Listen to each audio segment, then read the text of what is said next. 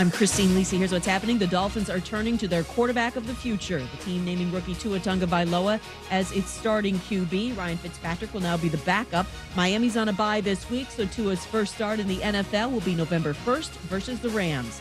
ESPN NFL insider Dan Graziano. What this tells us is that they had their eye on the bye week all along as a possible time to do this. But remember, everything Brian Flores has said about this player is they wouldn't play him before he's ready. He's talking about that physically, but also in other aspects.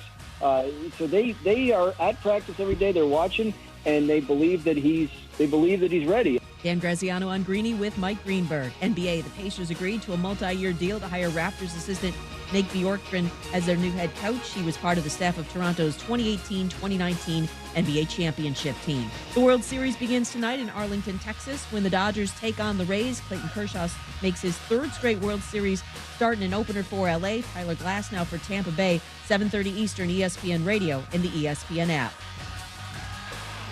It's October, and what does that mean? Well, it's Geico-ine, of course. Don't be spooked by high rates on car insurance. Geico is brewing up spellbinding savings that they're crafting just for you. See how much you could save. Get a quote today at geico.com. Matt Moscona. I'm very important. After further review. Say it one more time. After further review with Matt Moscona. And here we go. ESPN Baton Rouge, New Orleans, Alexandria. Live from the Mercedes-Benz of Baton Rouge studios. That's right.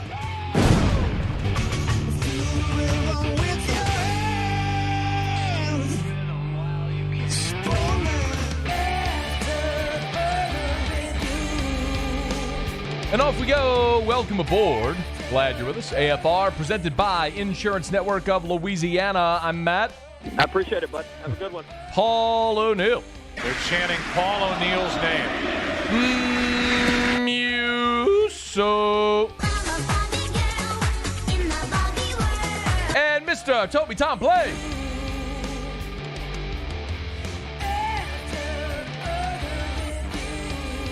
All right, we're here. Glad you are as well. Make it a good one. Man, we are loaded up today. Larry Holder later this hour. Mikey Matook 1 hour from right now, previewing the World Series, which starts tonight. Dr. Chad Loop. Yes, that Chad Loop. Dr. Chad Loop will be with us in hour number 2, about 90 minutes from right now, to talk about what it's like to play quarterback with a torn abdominal muscle. And Rohan Davey will join us in the 5 o'clock hour in his usual slots. I hope you're having a good day. Yesterday, on Monday, Ed Ogeron was a bit dismissive of the extent of Myles Brennan's injury, really just to say that he wouldn't disclose exactly what it was. Myles Brennan's father, Owen Brennan, however, took care of that. In an interview with Brody Miller of The Athletic, Owen Brennan confirmed that his son has a torn muscle in his abdomen near his hip. So Brennan, questionable for LSU's game Saturday against South Carolina. The injury was suffered in the Missouri game, a game in which Brennan threw for 430 yards and 4 touchdowns with a torn muscle in his abdomen. Yeesh. If you're wondering about pain tolerance, in Brody Miller's piece, Owen Brennan tells a story, and actually Myles is quoted in it telling the story, where Myles is playing a game at St. Stanislaus. He takes a hit. He gets a gash on his arm. Bone is exposed. They wrapped it up. He finished the game and then went to the hospital. So I think Myles Brennan has a pretty high pain tolerance. That much has been established. Say what you might about the blonde hair and the surfer boy looks. Dude is clearly tough.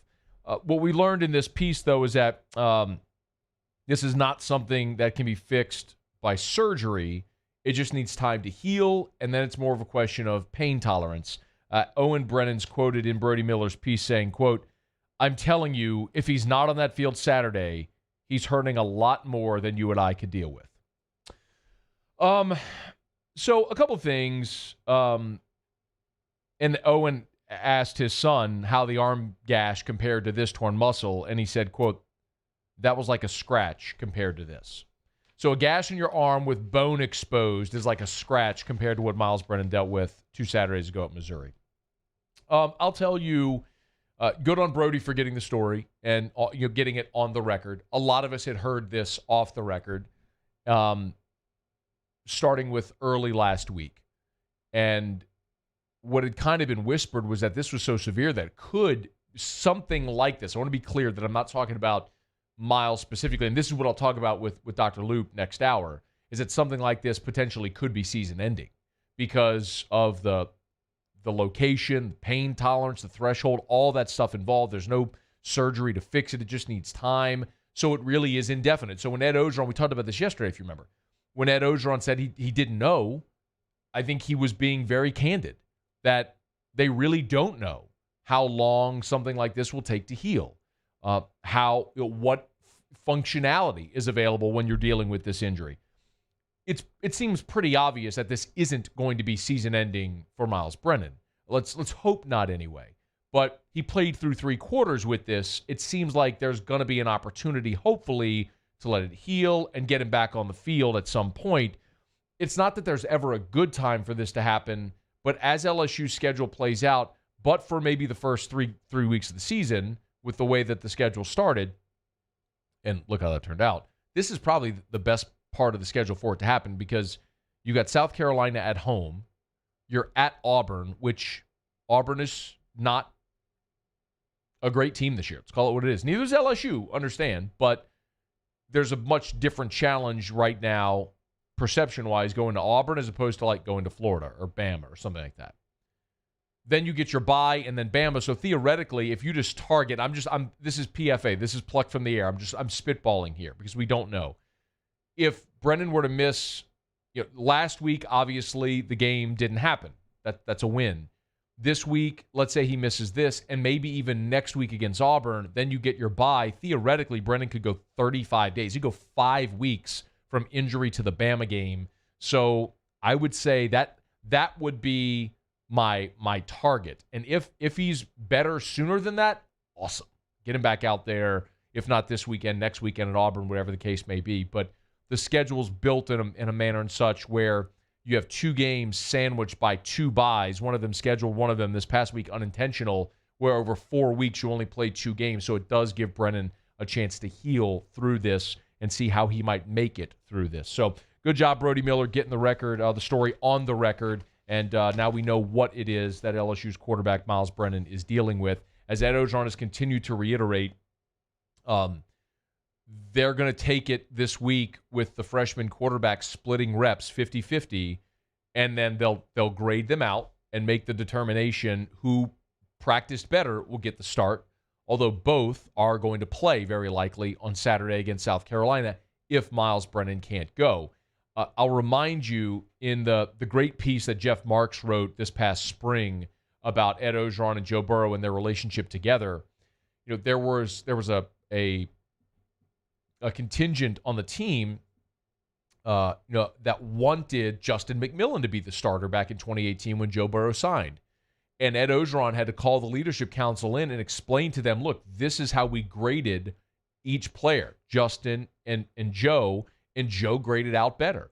And that's why he played to start 2018. And that was agreeable. I think if you take the same approach now, which is you grade every rep throughout practice for Max Johnson and for TJ Finley and see which one practices better this week, ultimately that's the guy that's going to start for you Saturday against South Carolina. The other thing Ed said on Monday that I completely agree with is both guys have to play because regardless of what you think of them on the practice field, until you get out there in a game scenario, you really don't know. So both deserve an opportunity to get out there if Myles can't go to see what they can do. So we're going to very likely see 2 freshman quarterbacks out there for LSU Saturday against South Carolina, unless if Myles Brennan is able to, I hesitate to use the word miraculously, but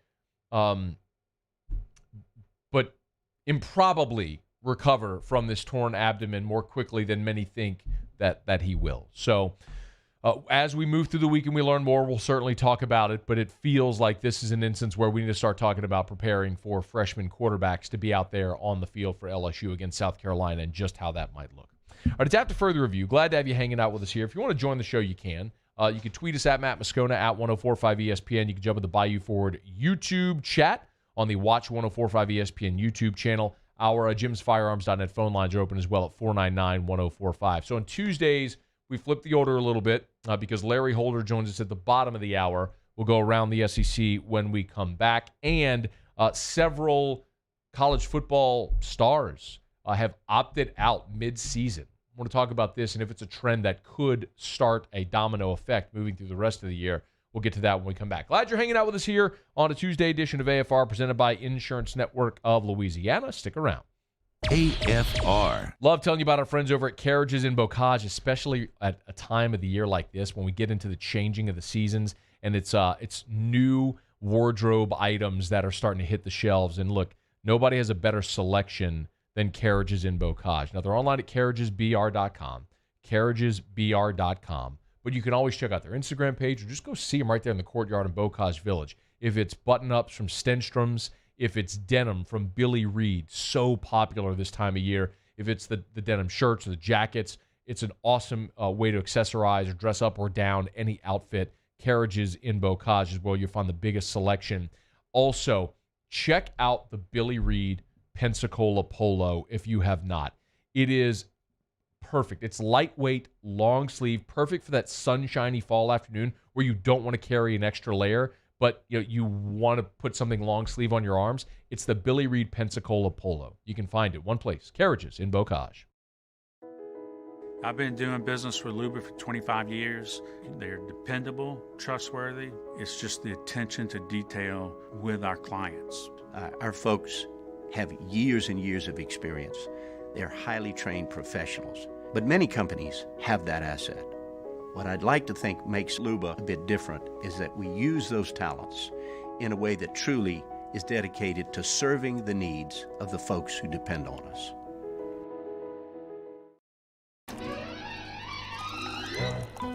Le posso offrire un caffè? Le posso offrire un caffè? Andiamo insieme da me, non c'è.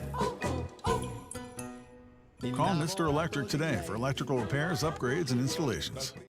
$10,000 off MSRP on a new 2020 Ford F-150. Buy a new one for less than a used one. All new Bayou Ford vehicles come with a 1 million-mile powertrain warranty. And with Bayou to You, free delivery right to your door. The crew at Bayou Ford is going to do right by you. Gulf Coast Office Products is a nationally recognized Savin office equipment dealer based right here in Louisiana. Over 100 employees strong, Gulf Coast has the boots on the ground to support all vertical markets from education, engineering, legal, and finance. With the latest in office technology from desktop to production segment units, Gulf Coast and Savin have the perfect fit for you. Call 225-756-2644. That's 756-2644 for Gulf Coast Office Products.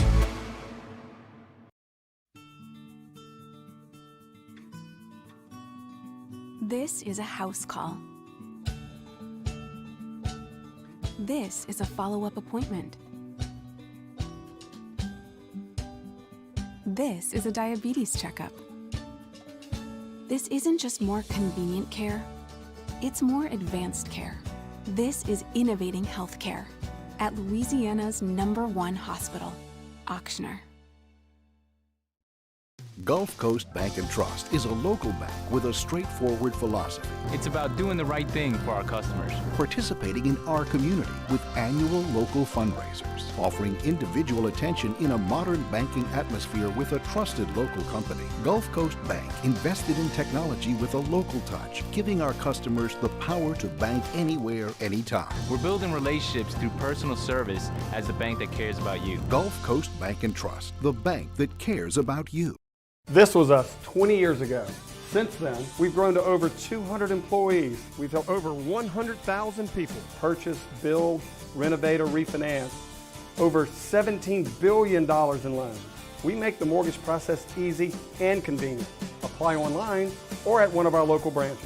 If you're looking to buy, build, renovate, or refinance, go to gmfsmortgage.com to see how we can help change your life.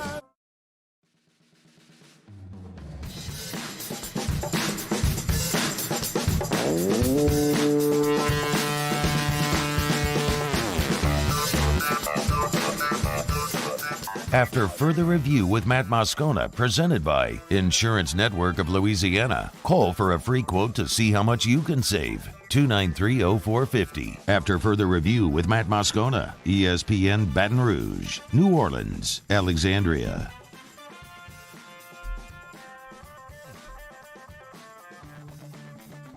There was a cable below my chair. Couldn't push the chair in. Look at me with those judging eyes, Muso. I thought the chair dropped on you again like it used to all the time. No, that's honestly what I thought happened. That didn't happen. There was just a cable down there, so I was trying to scoot in. It was hitting. I don't know why there's just a wire down, but there is just a wire down there. That's what happened. And the chair did just drop down too much. I jinxed it. That's on you. All right, it's after further review. Glad you're hanging out with us. Larry Holder in 15 minutes from right now. We'll go around the SEC in just a jiff. If you missed this, 2 more college football stars have opted out. What's different now is that they've opted out in the middle of the season. This was something that was in vogue leading up to the season. We saw it here in Baton Rouge with Jamar Chase and Tyler Shelvin and Kerry Vincent, Neil Farrell, who ultimately opted back in. Well, now we're seeing a couple more opt out. Puka Williams, former Hahnville star, who is at the University of Kansas. He today, via his Twitter account, announced that he is opting out. Says he wants to be closer to his mom and his family in Louisiana. His mom's battling some health issues, so he wants to be closer to home. No word if Puka plans to return to Kansas after the season. Puka was preseason All Big 12. First team preseason All Big 12 this year. He's been Kansas's leading rusher each of the last 2 years. But he is opted out now mid-season as Kansas is off to a really rough start. And then this is another name that, if you're an LSU fan and you follow recruiting, might sound familiar. DeMonte Coxey, if you remember, at one point years ago, was actually an LSU commit and went sort of a circuitous path and ended up at Memphis, and he has been a star at Memphis. Well, he is now opted out as well from the remainder of the season. 16 catches for $175 and a touchdown in Memphis' first 2 games. He was twice has been second team All-American Athletic Conference. You have to clarify, All-American Athletic Conference, not All-American, All-American Athletic Conference. But he is the second prominent player at Memphis to opt out, joining Kenneth Gainwell, the running back who opted out back in August. So that certainly is disappointing for Memphis. But both Coxey said he's going to start preparing for the draft, and Puka did not indicate either way. I bring this up because I am curious if there are more to come. Remember, the feeling about players opting out preseason, and like we talked about then, to each their own. Do wherever life takes you, whether you're an athlete, whether you're a student, whether you're whatever it is. If you're just, if you choose not to go to school, whatever it is, make the decision that's best for you and your family and your life. I mean, that's on you, and I would hope other people would respect that. If you're being recruited, well, whatever. So whatever these guys choose to do, it's fine. But sometimes it takes someone being first to do something that might be perceived as unpopular. The analogy we drew was back in 2016. If you remember, it was Leonard Fournette and Christian McCaffrey who opted out of their bowl games. And they were really criticized, if you remember.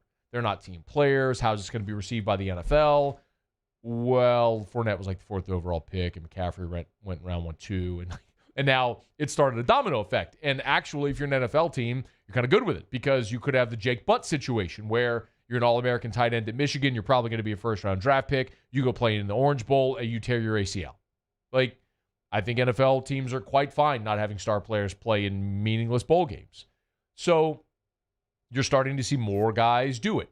This year, it took a few to opt out for COVID or whatever reason, and more guys followed. So I'm curious if now with Puka and DeMonte Coxey, as seasons unravel for certain teams, might you see that? Look, if teams are in the hunt, then I have no doubt that the best players are going to stay to try to win a championship. But if you're part of a team that's losing and you have an NFL future and you're going through all these COVID protocols and having Q-tips shoved up your nose and, quarantining and social distancing, all the stuff, it's like more guys just may tap out. It wouldn't surprise me if it happens. Something worth keeping an eye on. Puka from Kansas and DeMonte Coxey of Memphis, the wide receiver, who's a freak show, by the way. He was talking about a guy that really developed into his body. Late last year, nobody could guard that kid. I remember watching a game. Maybe I don't know if it was the bowl game or if it was their regular season finale last year, maybe the conference championship. We had like 200 receiving yards. Like nobody could guard that kid. So a guy whose path didn't ultimately lead to LSU, but clearly grew into his body. He's a pretty good NFL prospect as well. So we'll keep an eye on that as the season moves along. As the Big Ten resumes action this week and the Pac-12 still to come, might other teams and leagues lose some of their prominent players? We'll certainly keep an eye there. All right, AFR is brought to you by the Aesthetic Medicine and Anti-Aging Clinics of Louisiana. Blue Bond in Baton Rouge, Ambassador Caffrey in Lafayette, and online at theantiagingclinics.com. We'll go around the SEC in just a quick second, but let me remind you, on November the 5th, that's a Thursday, November the 5th in Baton Rouge is their annual Christmas in November event over at the Aesthetic Medicine and Anti-Aging Clinics of Louisiana. Amazing once-a-year specials for the Christmas in November event. Again, it's every single year they do this in November. It's the best one-day specials that they do, best prices of the year. They do amazing giveaways. They also have, they do this to the nines, y'all. They have your beer and wine and champagne, and it's catered food, and it's totally free. Like last year, they had full sliced filet that you could have. It was magnificent. It's a great event. Dr. Hal and Kirk and the whole team over there, all the staff, they do this huge to welcome everybody in to come see the facility, to meet the staff, have a beer or a glass of wine or a glass of champagne, have a bite to eat, meet the staff, and take advantage of some amazing specials. November the 5th in Baton Rouge, November the 12th at the Lafayette location. You can learn more at theantiagingclinics.com, theantiagingclinics.com. Again, theantiagingclinics.com, or on their Facebook page. All right, it's after further review. Glad you're with us, so let's do it. Let's go around the SEC. Around the SEC, presented by Gulf Coast Office Products, excellence in imaging solutions. The South Carolina Gamecocks. Cornerback Israel Mukuamu, for the fourth week in a row, is questionable for the game on Saturday against LSU. He's got a nagging groin issue. He was practicing with the Gamecocks on Tuesday. He started the first couple of games against Vanderbilt and Florida, but only played sparingly and then did not play each of the last 2 weeks. Mukuamu was second-team All-SEC last year. Without him, John Dixon has stepped up opposite J.C. Horn. The Auburn Tigers. Linebacker K.J. Britt, speaking of injuries, Gus Malzahn says he does expect Britt to return before the end of the year. Britt is team captain. He is the leading returning tackler. Nailed it. Led the team in tackles in the first game. Had 12 in the second game, but he injured his thumb against Georgia. Had surgery this past Friday. He's missed each game since. Unsure when he'll return, but they do expect him back. The Georgia Bulldogs. Kirby Smart said his Bulldogs are a beat-up football team after the Alabama game. Kenny McIntosh, receiver Matt Landers, cornerback DJ Daniel, all among the players who are trying to get healthy this week. Game against Kentucky was moved back a week on account of the SEC's office rescheduling plan to accommodate teams battling COVID-19. So Georgia will practice Tuesday, Wednesday, Thursday, and they'll take the weekend off. The Mississippi State Bulldogs. Remember Garrett Schrader? He was a freshman quarterback last year. It went viral against Kansas State whenever he went airborne and did the helicopter. Well, Mike Leach came in. Schrader was moved to third-team quarterback, and so he started playing wide receiver. Well, today Schrader has entered the transfer portal. He figured if KJ Costello, who stinks, and Will Rogers, who stinks, are playing, and I can't even get on the field, might as well go somewhere where I can play. He's a former four-star prospect out of North Carolina. Mike Leach is not named a starter for State's game on Halloween against Alabama. The Florida Gators. And the final tally on how many Florida players tested positive for COVID-19 is now in. 25 last week tested positive. And then, of course, it was contact tracing as well. Last week's outbreak caused the Gators to postpone the Saturday game against LSU and then this Saturday's game against Missouri. Dan Mullen and two assistants also tested positive. The Missouri game now scheduled for October 31st, and the LSU game has been rescheduled, as we know, for December the 12th. All right, there you have it. That is Around the SEC, presented by Gulf Coast Office Products. Shout out to our guy Trey Beal and our friends at Gulf Coast Office Products online at gcopnet.com, gcopnet.com for Gulf Coast Office Products. Where's the basketball goal? Did Condon steal it? No. Do you see it down there? I don't. You shouldn't have said anything. You should have just said you went perfect. Was it that? Well, the people watching on TV can see that the hoop wasn't there. Where is it? Do you see it down there? It's gone. It's not affixed to the monitor. Paul, did you take it? I really don't see it. I did not take it. Paul, you know I'm not happy with you. You sabotaged me. Or you were complicit in Condon's joke against me. I'm not happy. Condon came in here last week and was making fun of me for shooting the basketball, the paper baskets, and he had Paul film him sitting in this chair shooting paper baskets and making fun of me. So Paul was complicit. You have to say for yourself, Paul. Yeah, but it was here Friday. Well, I'm not talking about that. I'm just talking about the video. Oh, wait. Oh, it's over here. I found it. Oh, what the hell? It's on this goal. It's on this. That's way more manageable. I think I can make that. Is it a straight angle or is that wall come the out? wall's a little bit in the way, but I can move it to the other side of the monitor. Oh, That would be way easier. I wonder who moved it there. Maybe that was Condon. Condon was just like, watch this. He's going to think I took it. Look. But I'm really just going to move it to the other monitor. What do we think? What do we think, team? Go ahead, Paul. Let me see it. What do we think? Is that the answer? I mean, should I just, give me a little side shot here? A boom, a boom, a boom? You should really be watching if you're not. Might be a little too easy. I don't know if you make it that easy on yourself. People also got to look at, I think people got to look at my table there. That's probably a little harder of a shot. You think honestly. so? Well, I think if we move the angle gets you. I think if we move it. Just crumple up the story we don't need. Here we go. Let's find out. You ready? All right. Yeah, hit the wall. See, I think if I was at the other side of the monitor, he would have made that shot. It would have never moved. Goal would have stayed there forever. Hang on. Oh, you got it. Oh! I back rimmed it, but I had it. I was on it. All right. It's after further review. Glad you're with us. Larry Holder joins us next. It's AFR. AFR. Brought to you by Premier South Roofing and PremierSouthLA.com. Baton Rouge, Lafayette, New Orleans, Lake Charles, and online at PremierSouthLA.com. PremierSouthLA.com. Make sure you check out our friends at Premier South Roofing. If you're in that time post-Laura or Delta where you had roof damage or you need your roof replaced, our friends at Premier South Roofing, they're here and they're ready whenever you are. If you need that roof repaired, that roof replaced, it doesn't matter what kind of roof it is. If it's a shingle roof, if it's tile, if it's a metal roof, awning, gutters, they do it all at Premier South Roofing. And they fabricate their own metals so they can offer you the longest labor warranty in the industry. It's Premier South Roofing. But most importantly, they were here before the storm and they'll be here after the storm. So you don't have to worry about someone doing shoddy work and getting out of town. It's Premier South Roofing. Gulf Coast Bank and Trust is giving our customers the power to bank anywhere, anytime during this challenging event. And we're right there with you. Our mobile banking app is a smart way to manage your money and time. Gulf Coast Bank and Trust, the bank that cares about you.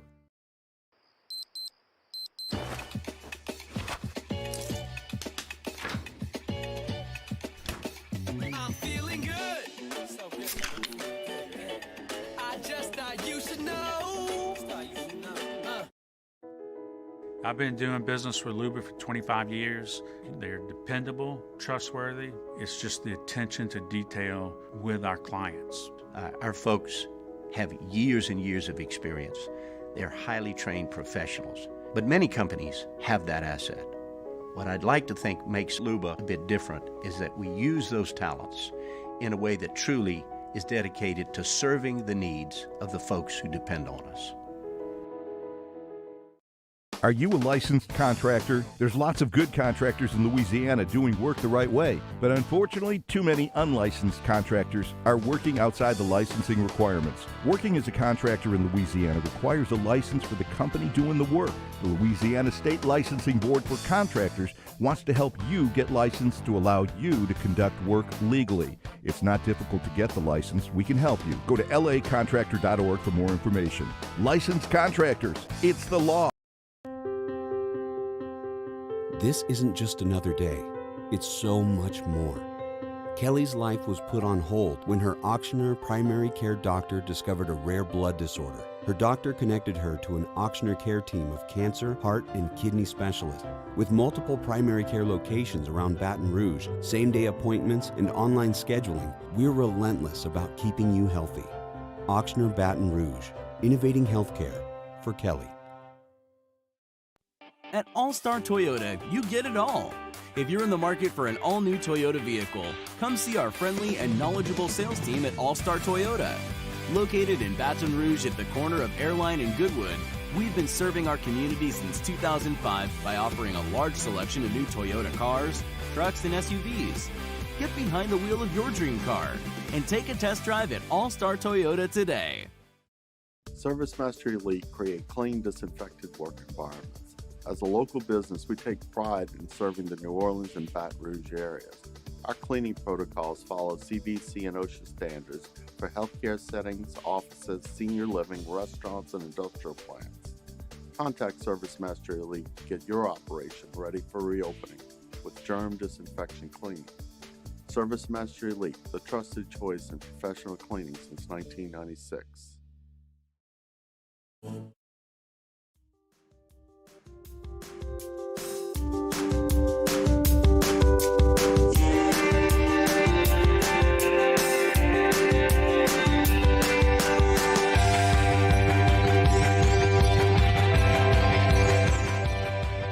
After further review with Matt Moscona, presented by Insurance Network of Louisiana, call for a free quote to see how much you can save. 293-0450. After further review with Matt Moscona, ESPN Baton Rouge, New Orleans, Alexandria.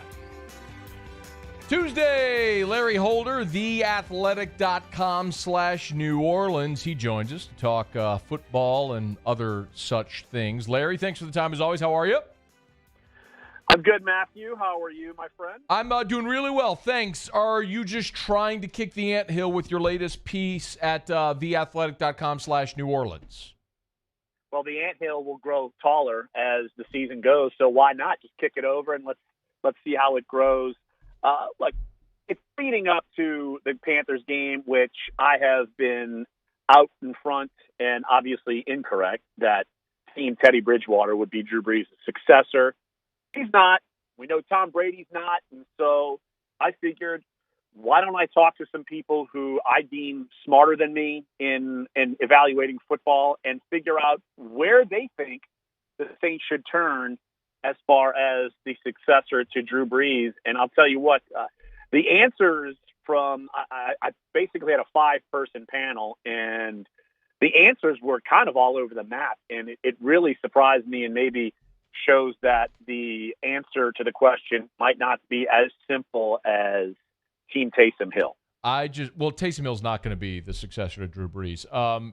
I just think you're trolling everybody by having Sam Darnold as the image affixed to the headline. Because if Sam Darnold is the option to replace Drew Brees, I might surrender my Saints fandom.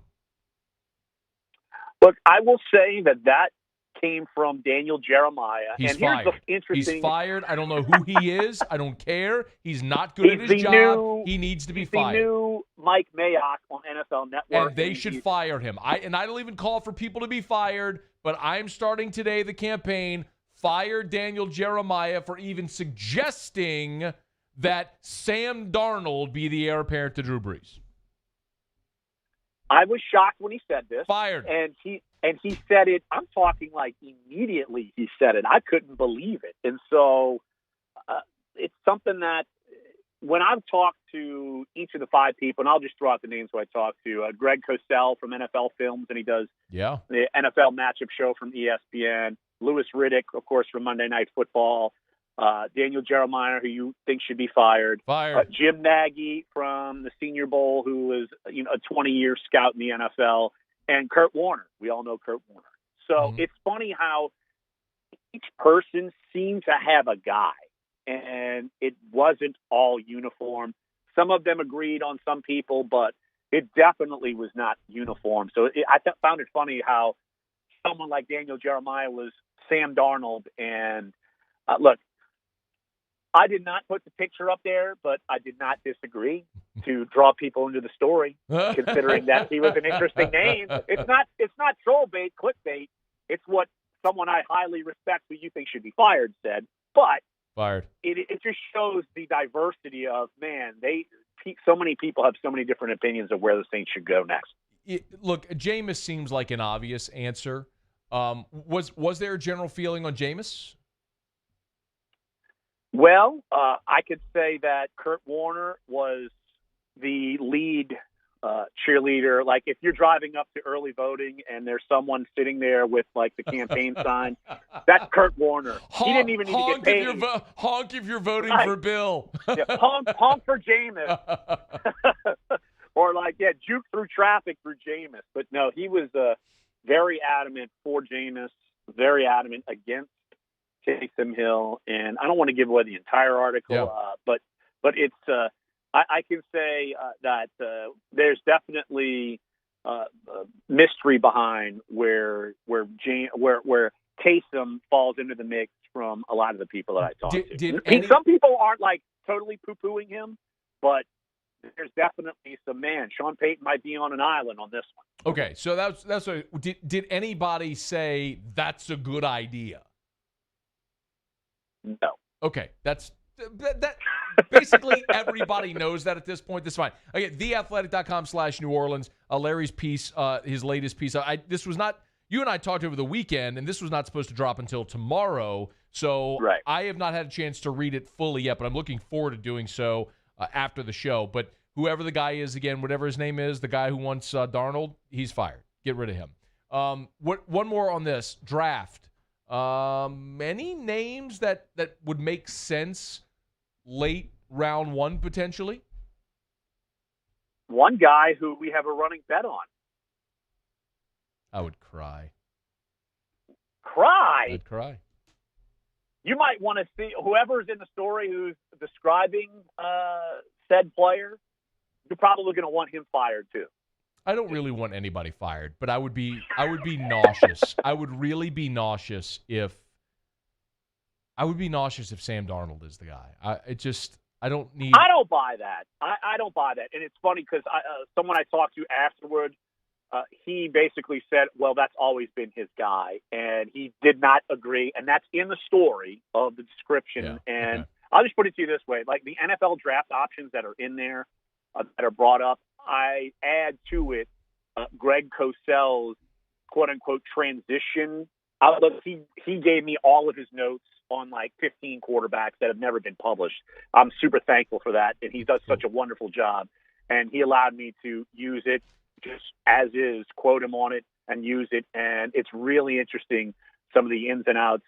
But there's one quarterback possibility in the draft where a couple of people tended to agree, but the Saints might need to be aggressive to go get one of these quarterbacks. Okay. All right, Larry Holder is with us on Twitter, @LarryHolder. Go read his stuff, theathletic.com/New Orleans, a piece up there about Drew Brees' heir, which is, as this season goes along, I think we can all agree, is going to become an even more and more aggressive conversation because it feels like there is an air of inevitability after this season.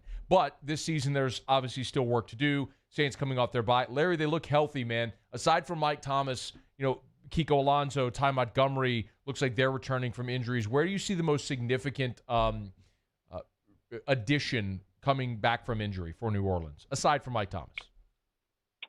I mean, I'm not going to get overly excited about Kiko, and I'm not going to get overly excited about Ty Montgomery. I mean, you don't want Ty Montgomery playing. Alvin Kamara's been playing great.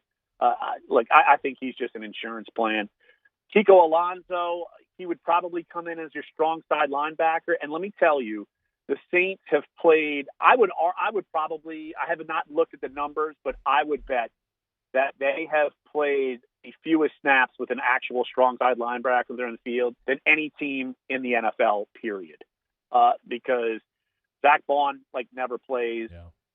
Caden Ellis doesn't play. It's usually just Demario Davis and Alex Anzalone, and that's it. Maybe Kiko jumps in and plays Anzalone's role. I don't know, but we'll see with that. But I think that I'm wondering if Janoris Jenkins is healthy. He's missed the last couple of games. Patrick Robinson has had to start in his place. Obviously, we saw confusion on a deep touchdown in the Chargers game. I don't put that all on Patrick Robinson. As that play was going, I saw P.J. Williams creeping up, and Patrick Robinson was wondering, dude, why are you not back here? And so I'm not putting that all on Patrick Robinson, and he's made some decent plays, but you don't want him starting on the outside. And so I think Jenkins coming back. I liked what I saw from Marcus Davenport. Obviously, he's the one with the spotlight on him, and his snaps, he was able to get to the quarterback and create some havoc. And so if you could have it on a rotational basis and keep him on the field, that's certainly a plus. And we saw a good pass rush against the Chargers. let's look at Carolina in this matchup in particular. We're unsure about Christian McCaffrey. I know he worked out yesterday, but still no word on his availability for the game. I mean, Larry, the Saints are better than a touchdown favorite in this game. Does that make sense as you put together the pieces of the puzzle for this game on Sunday? Well, it sounds like Christian McCaffrey's not going to play it. I think maybe a half hour ago, NFL Network reported that he was going to be sit out and then probably come back next week. So that means Mike Davis, who's played well, is going to start. And I'm just nervous about the Saints. Like, I just feel like they are shaky. And I'm still, you know how I do my weekly cheat sheet and I go inside the numbers and all this.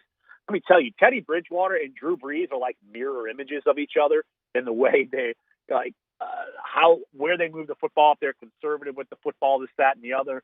So it's basically like you're facing a mirror image of that team. And I like Carolina's duo of, say, Robbie Anderson and DJ Moore. I think they're starting to get it. Like they were slowed down last week.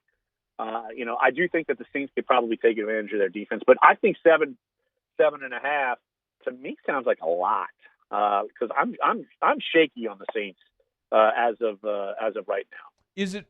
I mean, it is, but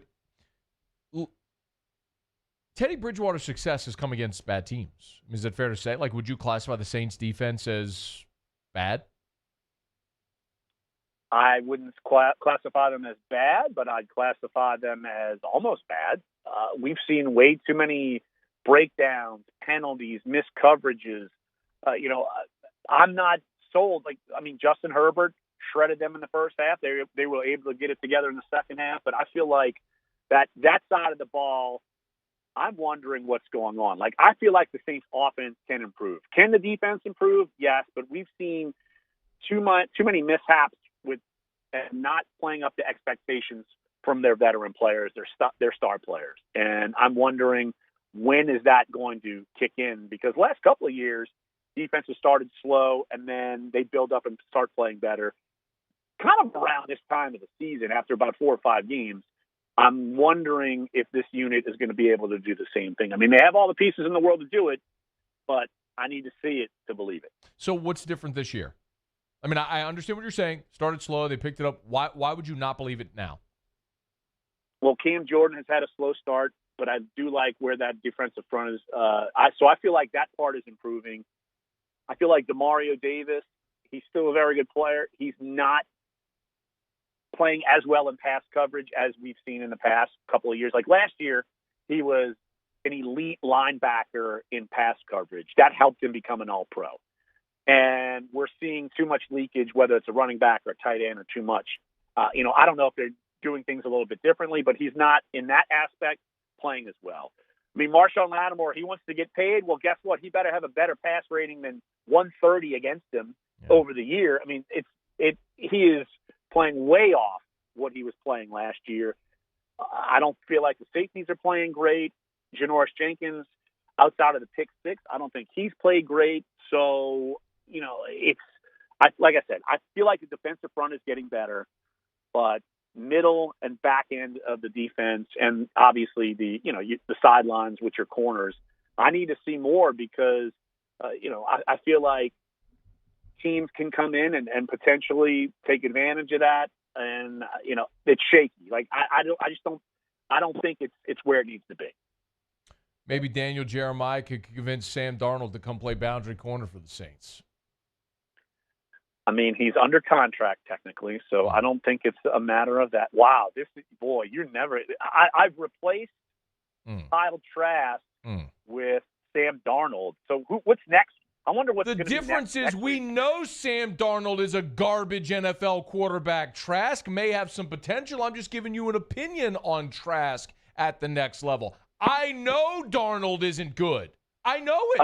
There's a big difference. Steve Young was not very good until he got the right coach and the right system. If you're trying to compare Sam Darnold to a Hall of Famer and Steve Young, you have permanently discredited yourself from this show heretofore, and I don't know if we could ever speak again. So I'll give you the opportunity, because you did chuckle, to say that maybe, just maybe, you were joking there. Like, it is possible for quarterbacks to move to a new system and do very well. See Drew Brees. But Brees was already a very good starter in San Diego. They just weren't sure he would be elite, so they moved on. Like, Darnold is garbage. He's no good. He's just not. That's a miss. That's a total miss. He's terrible. Kurt Warner went from bagging groceries in the Arena League to an NFL MVP and a Hall of Famer. It's very different because he never had an NFL shot prior to that. He was unknown, tiny school. He's bagging groceries. Somebody saw him in the Arena League, and he helped transition the NFL. He's also played a very different system with the Greatest Show on Turf as they were transitioning into what the NFL has now become. That was new and different at the time, and he executed it perfectly. This is different. We know Sam Darnold isn't good in this NFL. Steve Young said Taysom Hill might be better than him. Oh, yeah. Boy, this feels good. Just poke that bear. I'm telling you, laddie, if Sam Darnold replaces Drew Brees, I'm turning in my Who Dat Nation card. I'm turning it in. I'm out. Well, you can't get it back if he wins like 3 Super Bowls. All right, I'm good. You're going to take that risk. I'm good. Come too far, man. I've come too far from the Billy Joes. Come too far from Aaron Brooks throwing the ball backwards. Too far from Danny Werfel. Respect, I love Danny Werfel, but we come too far, man. I not to see the regression to that. Never again. So you're saying you'll give Heath Schuler another shot? Oh, you had to say Heath Schuler. Jim Everett was good. Remember we were so excited about Jim Everett? Do you remember that?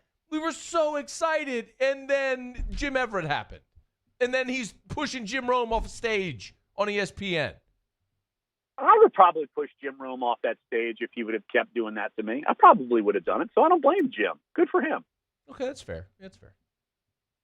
Thank you, Larry. Like you're pushing me off the edge, man. Come on. Come back. Come on. Let's get on the train. I got to go to a break. I'm trying to tell you goodbye. You see, my Sam Darnold reference was bringing the conversation full circle, Larry, and that was our exit point, and you just missed it. Then you just started going around the circle again. It's like, no. It's like a roundabout. We were exiting the roundabout, and then you just said, no, I'm going to make another lap. Hey, kids, look, it's Big Ben. That's what you just happened in radio terms.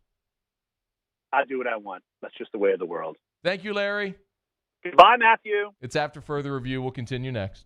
AFR. AFR is brought to you by Pluckers, Nicholson, Bluebonnet. Dine in, carry out 24 flavors of award-winning jumbo chicken wings, ice-cold draft beer, full-service bar, sports on TV. What more in the world could you possibly want? World Series Game 1 tonight. You need a place to watch? Get by Pluckers. Every Tuesday, kids eat free. Both locations, Nicholson and Bluebonnet. Go there with the whole fam. Adults eat, kids eat free at Pluckers every single Tuesday night. So you can get on by. You can watch World Series Game 1 tonight. Of course, as we move toward our football weekend, if you're making plans to be at Tiger Stadium, or if you're going to be at your house, you can watch the game at Pluckers. You can get to-go wings and all the sides for your game watch party at your house. If going out to Tiger Stadium before or after the game, make it Pluckers. Nicholson, just south of campus. Bluebonnet, right in front of the Mall of Louisiana. Dine in or carry out at Pluckers. Remember, if you don't like our wings, we'll give you the bird. Are you a licensed contractor? There's lots of good contractors in Louisiana doing work the right way, but unfortunately, too many unlicensed contractors are working outside the licensing requirements. Working as a contractor in Louisiana requires a license for the company doing the work. The Louisiana State Licensing Board for Contractors wants to help you get licensed to allow you to conduct work legally. It's not difficult to get the license. We can help you. Go to lacontractor.org for more information. Licensed contractors, it's the law. Hi, this is Chance Inman, President and Chief Operating Officer for Janney King Gulf Coast. Here are some ways to protect yourself and those around you from the coronavirus. Wash your hands often and thoroughly. Cover coughs and sneezes with your elbow. Disinfect high-touch surfaces regularly. Use non-contact methods for greeting others. And avoid touching your face. Following these steps, as well as social distancing, should help all of us stay healthy. Janney King, the king of clean. Choose your fighter. Dax. With antioxidant vitamin C. Given the choice, why wouldn't you choose the one with antioxidant vitamin C? Choose Vizzy Hard Seltzer. Gulf Coast Bank and Trust is a local bank with a straightforward philosophy. It's about doing the right thing for our customers. Participating in our community with annual local fundraisers, offering individual attention in a modern banking atmosphere with a trusted local company. Gulf Coast Bank invested in technology with a local touch, giving our customers the power to bank anywhere, anytime. We're building relationships through personal service as the bank that cares about you. Gulf Coast Bank and Trust, the bank that cares about you. To all of our heroes working on the front lines of this COVID-19 pandemic, your bravery and selflessness represent the very best of us, and we want to say thank you. I'm asking everyone around the state to join me in celebrating the heroism of our healthcare professionals on the 19th of every month at 1900 hours, that's 7 p.m. Write a note of appreciation, make plans to donate to charitable organizations, or say a prayer. To learn more, visit 19thanks.org. Thank you, and God bless. T-Bob Hebert here with breaking news. Front to Back Boat Services is the shop to upgrade your boat tech this fall. With not one but two NMEA certified techs, who better to install your Panoptic sonar, your HD displays. You want to see the fish under the water before you even cast? They have that. Trolling motor you could control with your iPhone? They have that. So what are you waiting for? Get into Front to Back Boat Services right now. Upgrade your boat tech. Make your boating dreams come true. Front to Back Boat Services. At Corval Toyota in Opelousas, you can get into a Tundra for $7,000 off MSRP. That's right, $7,000 off MSRP. And we have plenty in stock. So come on down to Happy Town. That's Corval Toyota in Opelousas. Happy.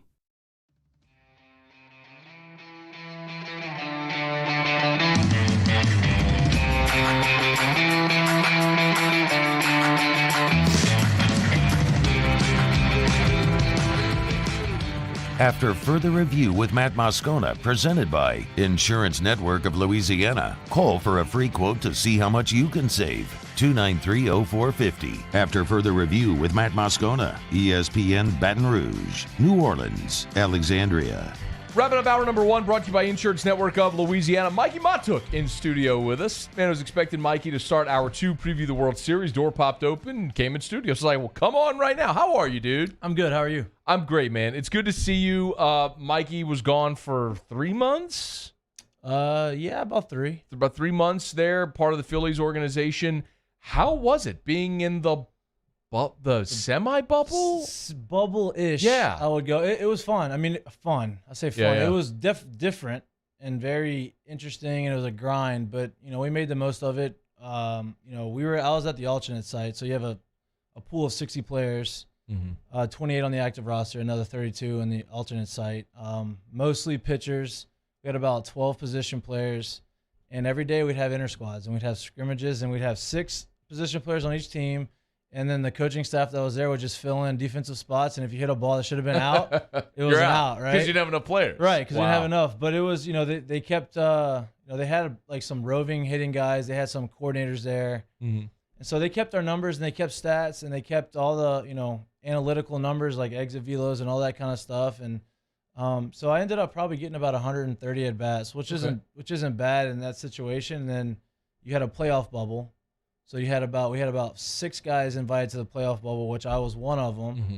And the Phillies did not win one of the last 3 games. We would have made the playoffs, and we didn't. So where was the playoff bubble?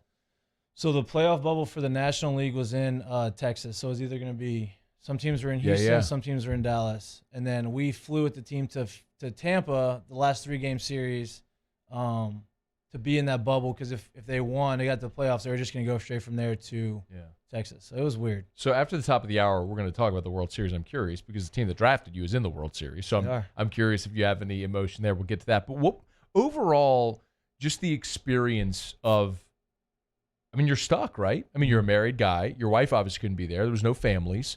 So, I mean, what was that experience? What was a day like? Waking up and just going to play an inter squad, go home? What do you do? Yeah, it was pretty tough. So they would try to make the inter squads as close to the game time of the big leagues as possible. So if somebody got hurt before the game or something, they were able to call us and somebody could go up and, we didn't, pitcher didn't throw and he couldn't throw that game. So we'd wake up, usually get to the field around 11:45. You'd work out, you'd have batting practice, you'd do that whole deal. And then 4:30 was usually our scrimmage. Mm-hmm. And you'd have depending on the pitching. Sometimes we'd go there and we'd have 2 innings. Sometimes we'd go there, we'd have 6 innings. So it was depending on if there's a starter, we were going 5 or 6. If there was just a couple relievers, then we'd go 2.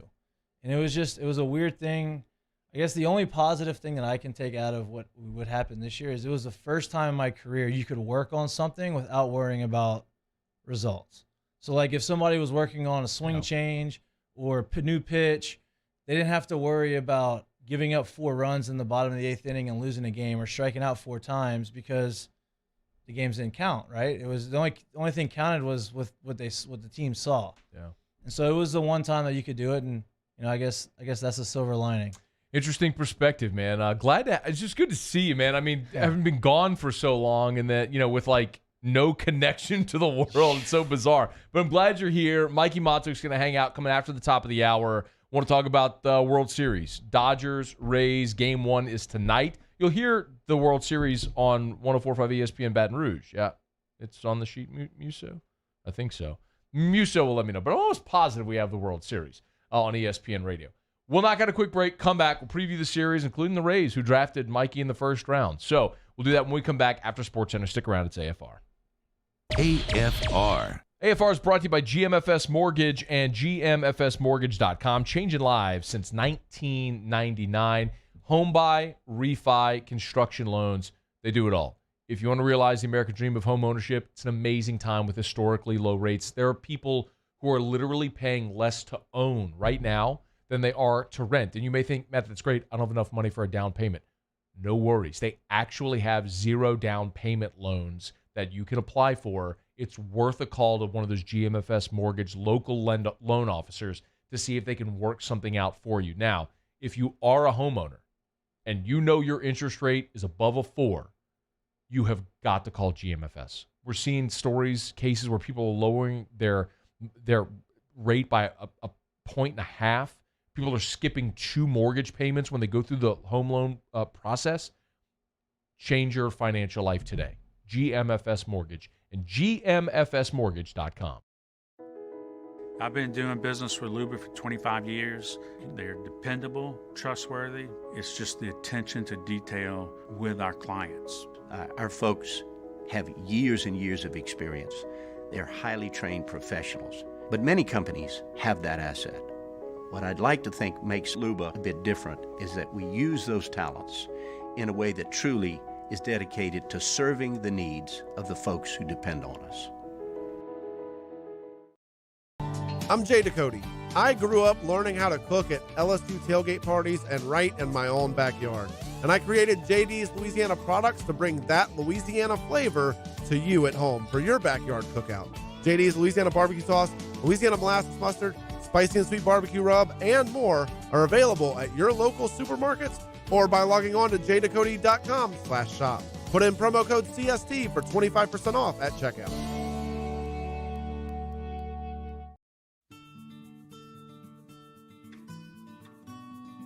This is a house call. This is a follow-up appointment. This is a diabetes checkup. This isn't just more convenient care, it's more advanced care. This is innovating healthcare at Louisiana's #1 hospital, Auctioner.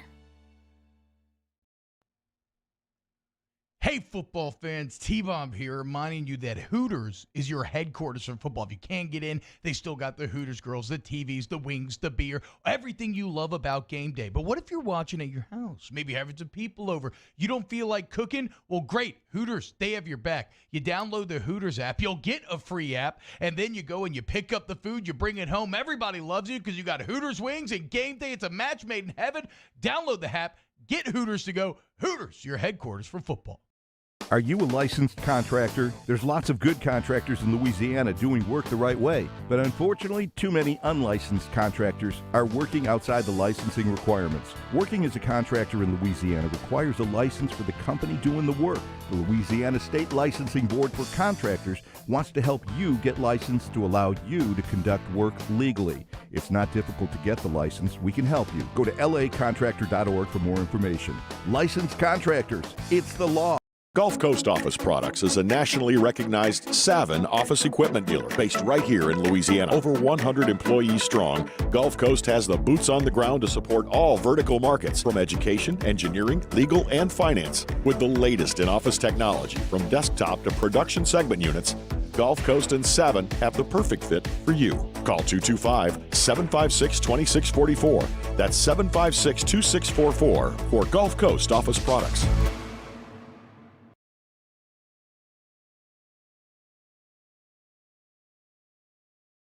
Callahan Injury Lawyers. I'm Christine Lisi. This is what you need to know. Tua Tagovailoa is the Dolphins' new starting quarterback. ESPN's Adam Schefter reporting Tua is taking over the reins in Miami, with Ryan Fitzpatrick becoming the backup. Dolphins have a bye this week, so Tua's first NFL start comes November 1st versus Aaron Donald and the Rams. The Dolphins at 3-3, feeling like it's a perfect time to turn to Tua, explains former Miami linebacker and host of 790 The Ticket, Channing Crowder. But there's a lot of confidence in the offense right now. Devontae Parker's playing well. Preston Williams, he's played well the last 2 weeks. Mike Gesicki down the middle. It's really starting to look like a real offense, a real football team. And why not put Tua in a great situation? Channing Crowder on Greeny with Mike Greenberg. Dolphins just a game back of the AFC East leading Bills. NBA, the Pacers agreed to a multi-year deal to hire Raptors assistant Nate Bjorkgren as their new head coach. He was part of the staff of Toronto's NBA championship team. World Series begins tonight for the Dodgers and Rays. In Game 1, it's Clayton Kershaw and Tyler Glasnow, 7:30 Eastern, ESPN Radio and the ESPN app. Want to know what's really scary? Seeing just how much you could have been saving on car insurance by switching to Geico. It's almost as scary as watching your dog growl at the wall and realize he sees something you don't. Get a quote at geico.com.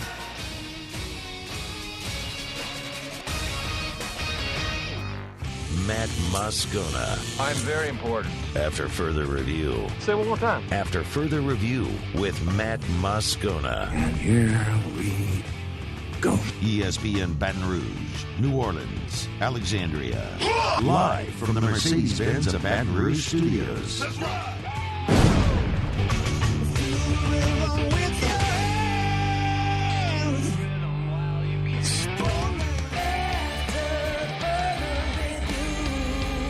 Hour 2, off we go. Welcome aboard. Glad you're with us. AFR, presented by Insurance Network of Louisiana. I'm Matt. This is Shaq O'Neal, and I hate Matt. Paul O'Neal. They're chanting Paul O'Neal's name. You so. And Mr. Toby Tablet.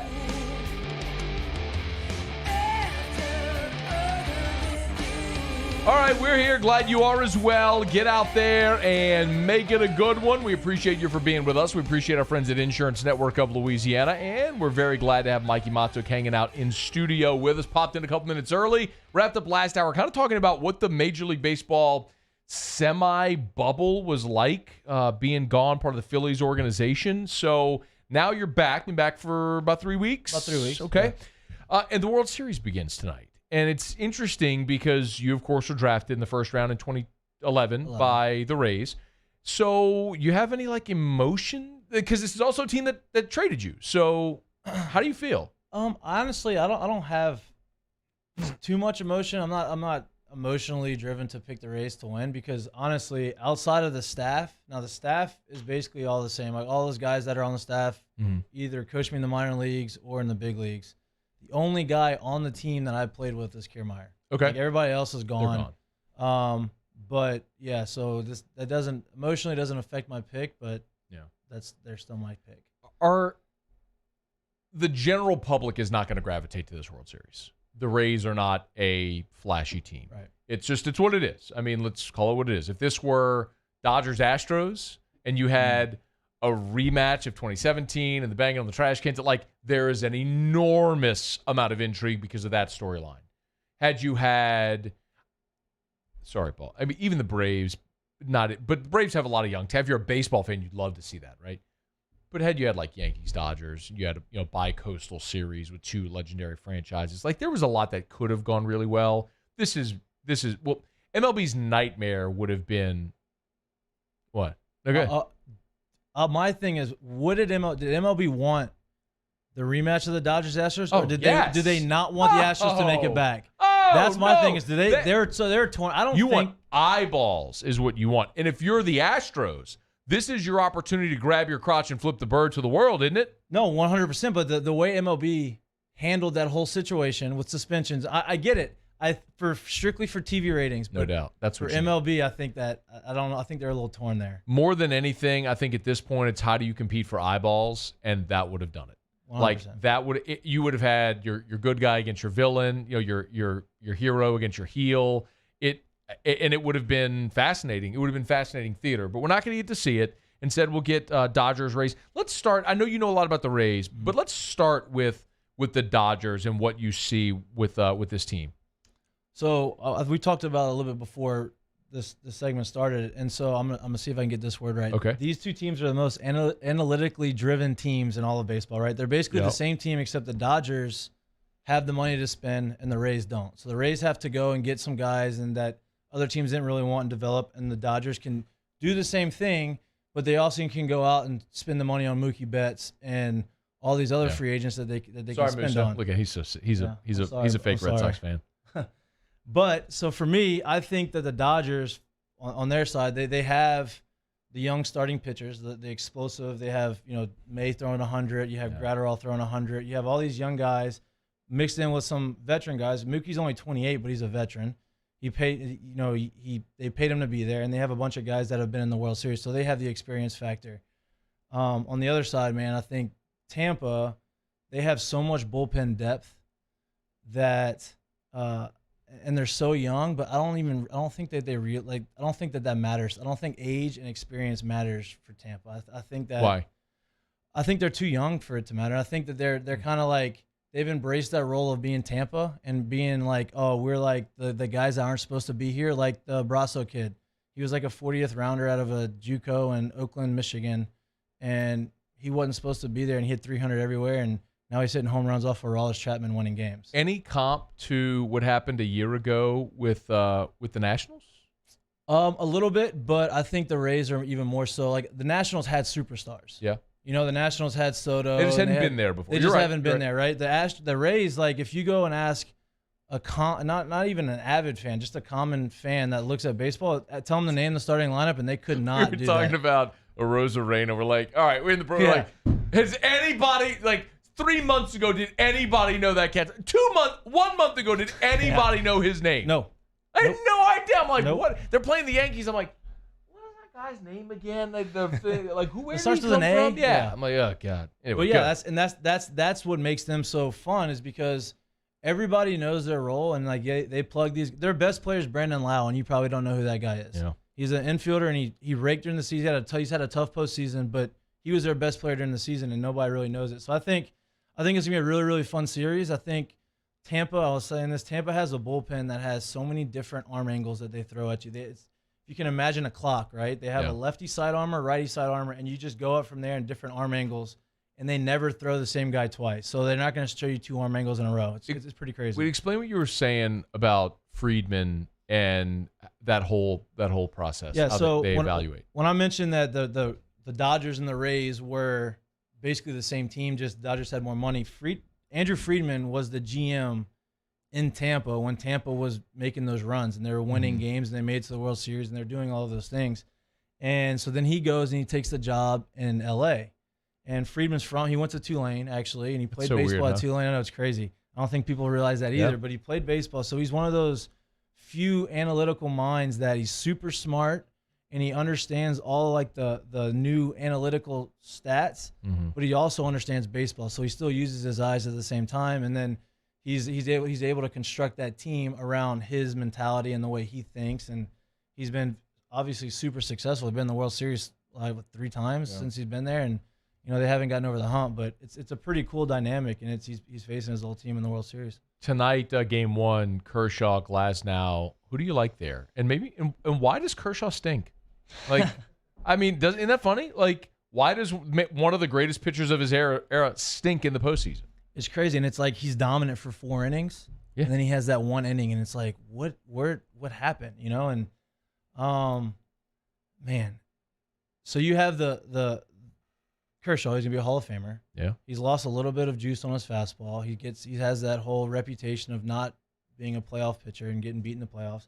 And you have Glass now. He throws 100-mile-an-hour cutters, and he's this young guy, and he throws fireballs, and he's got a hammer of a breaking ball, and it's just it's a weird thing, and for me, and it's going to be weird for me to say this, I have the edge to Glass now. I agree.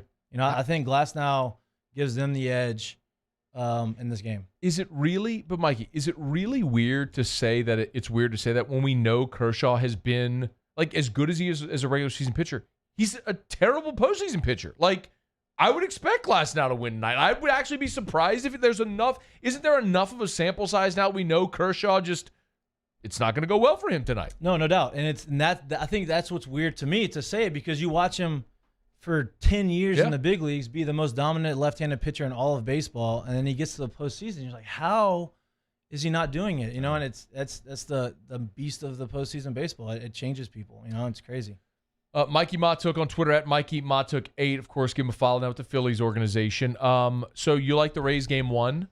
I like the Rays game 1 tonight. What do you think about the series as a whole? I think the Rays win. Really? Yeah, I do. And like I said earlier, this is not an emotionally driven decision, but I do think Tampa wins. I think that their bullpen creativity and the guys they have coming out of their bullpen and the types of players that they can mix and match, I think gives them the edge. Obviously, the Dodgers were the best team in baseball all year. These are the two best teams, really. Yeah. But the Dodgers have the best record in baseball, and they have guys that have been in the postseason and they've been in the World Series and they've proven themselves. But I mean, Bellinger hasn't been Bellinger. These guys that Kershaw's not Kershaw in the postseason. I think that this whole crazy 2020 year, I think it just lines up perfectly for Tampa. And I think the Dodgers have a very lefty-heavy lefty-heavy lineup. Mm-hmm. And I just think Tampa is going to be able to combat that with their creativity in the bullpen. Rays, how many? I think it's Rays in 7, actually. Go 7. Yeah, I think it goes 7. Man, I'm here for it. I'll be watching, like I know many people will. It would be a very 2020 thing for the Rays. I vacillate. Like, is it a good thing for baseball?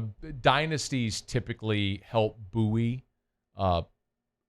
leagues, whether we like them or not, or say we don't. The reality is the Patriots dynasty is good for the NFL. It is. Like, Alabama is actually good for college football. As much as we may hate to say that. Like, the Georgia-Bama game this past weekend had 14 million people watching it. Like, there's a reason that 14 million people watch. Anyway, but new blood is nice. Yeah, Rays. Don't sleep on the defense either, though. I mean, if you watch the Astros-Rays series, they're going to play 4 outfielders. They're going to have these crazy shifts. Bregman hit 5 balls over 98 miles an hour in one game, went 0 for 5. It's crazy. And it wasn't like he was hitting them right at guys. They were shifted at the right. It was like, don't sleep on the Rays defense and the way that they construct that too.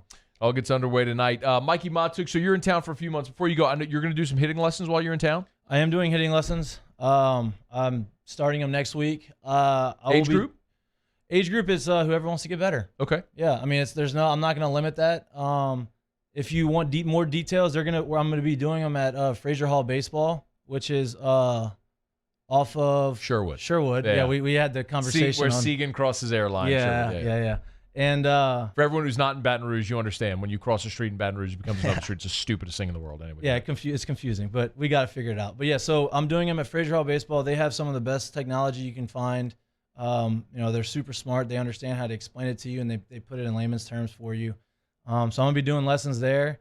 If you want more details, you can contact me. You can message me on Facebook. I was going to say, don't give out your cell phone, no cell phone numbers. Don't do on that. social media, any social media outlet, really, I'll respond to you, and let's go get better. Mikey Mahtook 8 on Twitter. He's on Instagram as well, Facebook.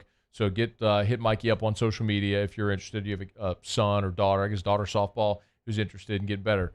Hit up Mikey. Thanks for coming in, man. It's good to see you. Thanks for having me. I know I wasn't supposed to be here, but I'm glad I showed up. I would always rather you be in studio, man. I'm so glad you did. All right, it's after further review. We'll continue. Stick around. AFR. Tuesday show is brought to you by Insurance Network of Louisiana, and I love sharing testimonials. I got this one on Facebook from Mary. I won't give out her last name, but her last name starts with a D, Mary D. She wrote, all caps, "Thank you, Matt. I spoke with Adam at Insurance Network of Louisiana Friday. He called me back this morning, fast, she put. As of November 1st, I will be saving over $2,000 a year. 3 vehicles, fifth wheel, and homeowners insurance. So again, she got all of that bundled together and saved $2,000 annually on her insurance. I cannot stress to you enough, no matter who your insurance is with, how long you've been with them, how much you think you're getting a great deal. Rates change, and unless you have someone shopping independently to see if they can get you better coverage for less money, you're probably overpaying and underinsured. Insurance Network of Louisiana. Call right now, 293-0450. Do you have or have you had COVID-19? Antibody screening or rapid molecular testing can tell you. Lake Urgent Care Lake After Hours offers both with results from molecular testing in minutes. Learn more at lakeurgentcare.com.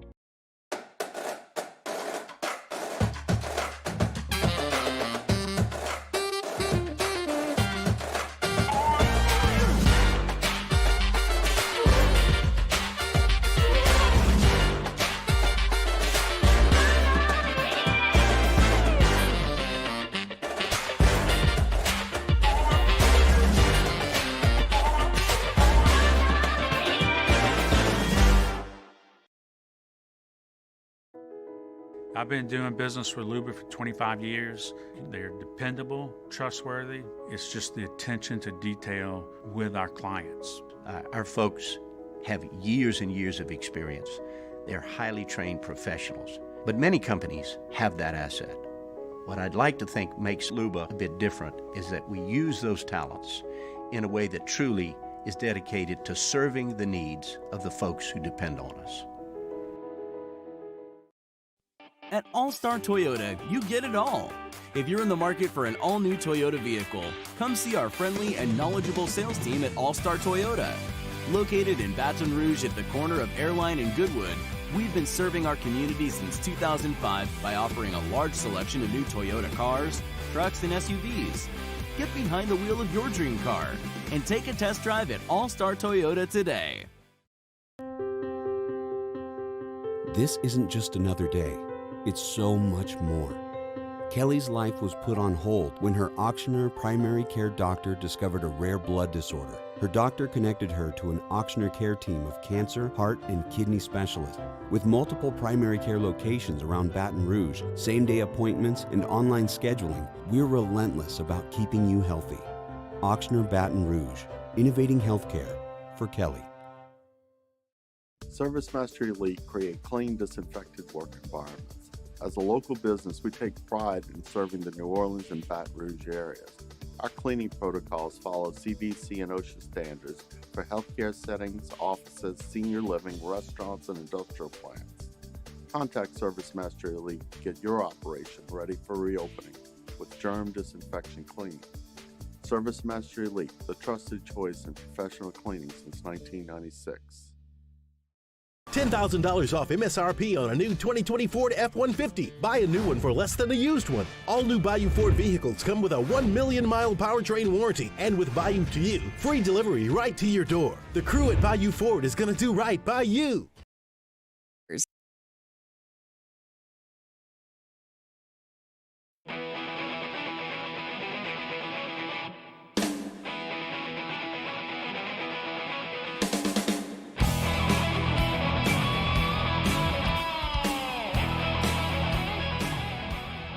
After further review with Matt Moscona, presented by Insurance Network of Louisiana, call for a free quote to see how much you can save. 293-0450. After further review with Matt Moscona, ESPN Baton Rouge, New Orleans, Alexandria. Lee Feinswag joins us. Hi, Lee. Hello, Matt. How are you? I'm doing really well today, man. I'm actually doing magnificent today. I feel fantastic. I texted you earlier. I went to Restored Motions. I've talked about that before. Went saw Crystal. I'm telling you, man, I feel brand new, man. If you have pain, she's incredible, man. So you should go because of your wackadoo old people playing water polo and stuff. I've seen you in PT before. Like she will get you feeling good. Trust me. All right. And what did I sent back to you? Perhaps. This is what you need to feel good. I sent you back the beer of the day. I sent Lee a text after I left Restored Motions today, and I'd sent him just a link to this. I was like, you need to go book. Because I know you stay active, and I know you deal with injuries. I'm like, this will help you. And Lee sends me back a picture of like a pallet of St. Arnold Oktoberfest display. Where was that? At a grocery store somewhere? It was on their website, and when I called it up and I said, "Oh, this is perfect," you've already tipped off the beer, but that's okay. Who cares, man? It's all good. This weather, more than any other kind of weather, is my kind of beer drinking weather. Nice, and when it cools off a little bit. When it's real hot out, I actually will go for different stuff and I don't have a beer palate. I don't know why that is, but man, when it cools down, and there's just so many good ones out there. But that was pretty funny. Hey, what do you? So Mike, no, go ahead, sir. Oh, go ahead. No, you're good. No, I was going to say, I definitely could use, good massage and adjustment, but my shoulders, they're being held together with Scotch tape and glue. But thank goodness they're good for a couple of miles of swimming every day. I'm telling you, she will help you. I promise. Anyway, good. Who do you have? Do you like Habib or Gaethje this weekend? I have no idea what you're talking about. That's a UFC fight, man. It's gonna be amazing. Oh, Habib against Justin Gaethje. It's gonna be awesome. I know you like that. There was the kid from LSU who Sean Jordan. Is that kind of like when you got into it, or were you into it before then? No, before then. It was cool to see him come up. There's been some local guys who have splashed, on the national scene, which is cool to see. It's just a massive fight this weekend. I knew you'd have no opinion on the matter, but I just wanted to get when it first was gaining popularity, there was a card at the Centroplex when they used to call it that. Oh. And I went there and spent the day visiting with people and writing about it for 225 the magazine. And it was something. I didn't like being so close to someone getting pummeled just repeatedly in the face and beaten up into submission. Yeah. I just didn't like that part of it. I don't, the joke was human cockfighting, of course, but and I recognize it's a sport and it's extremely popular. Oh man, the skill level is amazing. It's come a lot. In 10 years, the sport has come a tremendous amount of way. But I know, will you be watching the World Series tonight? Oh yes, I love the World Series. So I know, you've shared with me tales of yesteryear of watching day games for the World Series, et cetera, which isn't the reality anymore. But what? I mean, it's true, right? Wait, do you want a story about why that covering the UCF was so hard for me? It wasn't UCF, but it was, in the cage. The first boxing match I ever covered as a professional 100 years ago. Wait, hold on. UCF is the University of Central Florida. What you were referring to is UFC, which is the Ultimate Fighting Championship. That, however, is a brand. The sport is MMA, mixed martial arts. MMA. It was MMA. Yeah, I don't think you were watching a UFC fight at the Riverside Centroplex. No, I wasn't. It was an MMA, and it was up. Obviously people nobody had ever heard of before.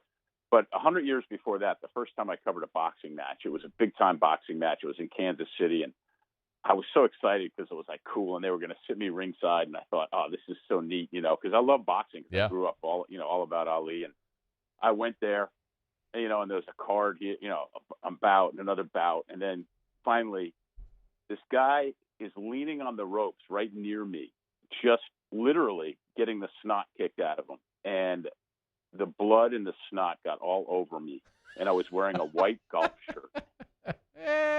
And it was just horrible. And I just never was able to look at boxing quite the same after that. So anyway, since you wanted, yes, because when I was a little boy, when the World Series came on, it was, it was day games, and the cool teachers would bring little tiny black and white TVs in, get the antennas right so you could watch them. Normally it was the Yankees, or something like that. It was a big deal. I know. Yeah. That was back when we watched like rockets take off, You'd roll the TV into the room to watch a rocket ship take off. Well, who do you like? Do you like the Dodgers or the Rays? Well, I like the Dodgers team. I love watching Clayton Kershaw pitch. I think it's just so much fun to watch pitch. It was funny how you guys earlier in the previous segment were putting the whammy on him. But God, he stinks, Lee. For baseball. He stinks. I think it would be good for baseball if Tampa won. Is this a correct statement? One of these two teams is going to have a back-to-back championships because the Lakers won the NBA championship and the Tampa Bay Lightning win the NHL title. Oh, I thought you were going to go Bucks. Who cares about the Lightning? I mean, who cares about the NHL? It doesn't count. Well, no. Well, It doesn't count. It's just kind of interesting that one of these two cities will have 2 championships in a row like that. It's kind of cool. That is true. But I do like the World Series, and postseason play always is fun in any sport. I got 2 more things before we talk beer. Okay.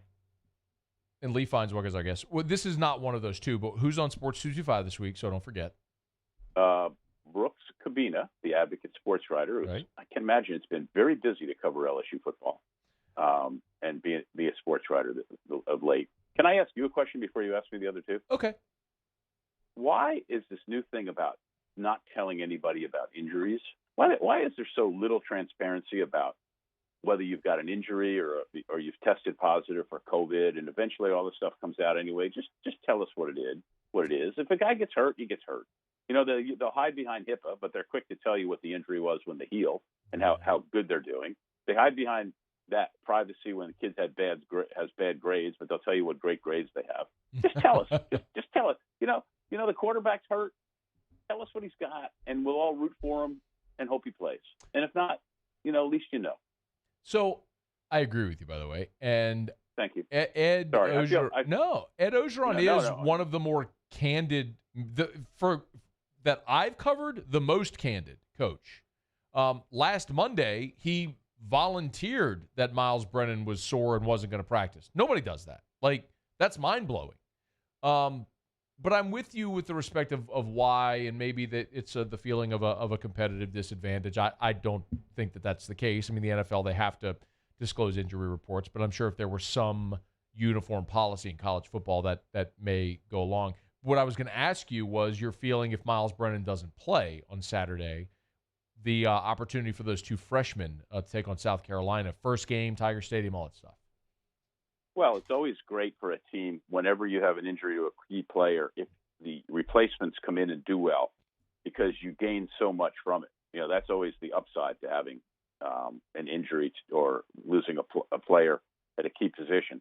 And it rallies everybody. The downside is, of course, if they do really poorly, it's really bad. Yeah. And if they do really poorly and LSU's 1-3, that would be quite sobering. What do you think LSU football's final record will be? 10 games.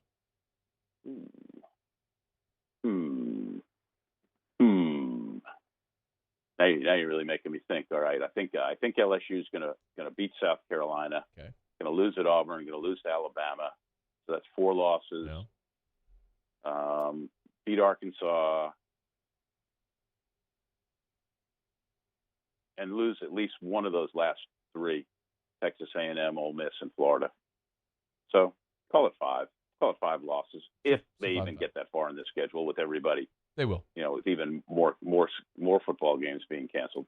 But by the way, again, 90% of the schedule's games have been played, and they'll all get played eventually because they've all been rescheduled to be played. So do you think if it got to the situation, would they reschedule even into January?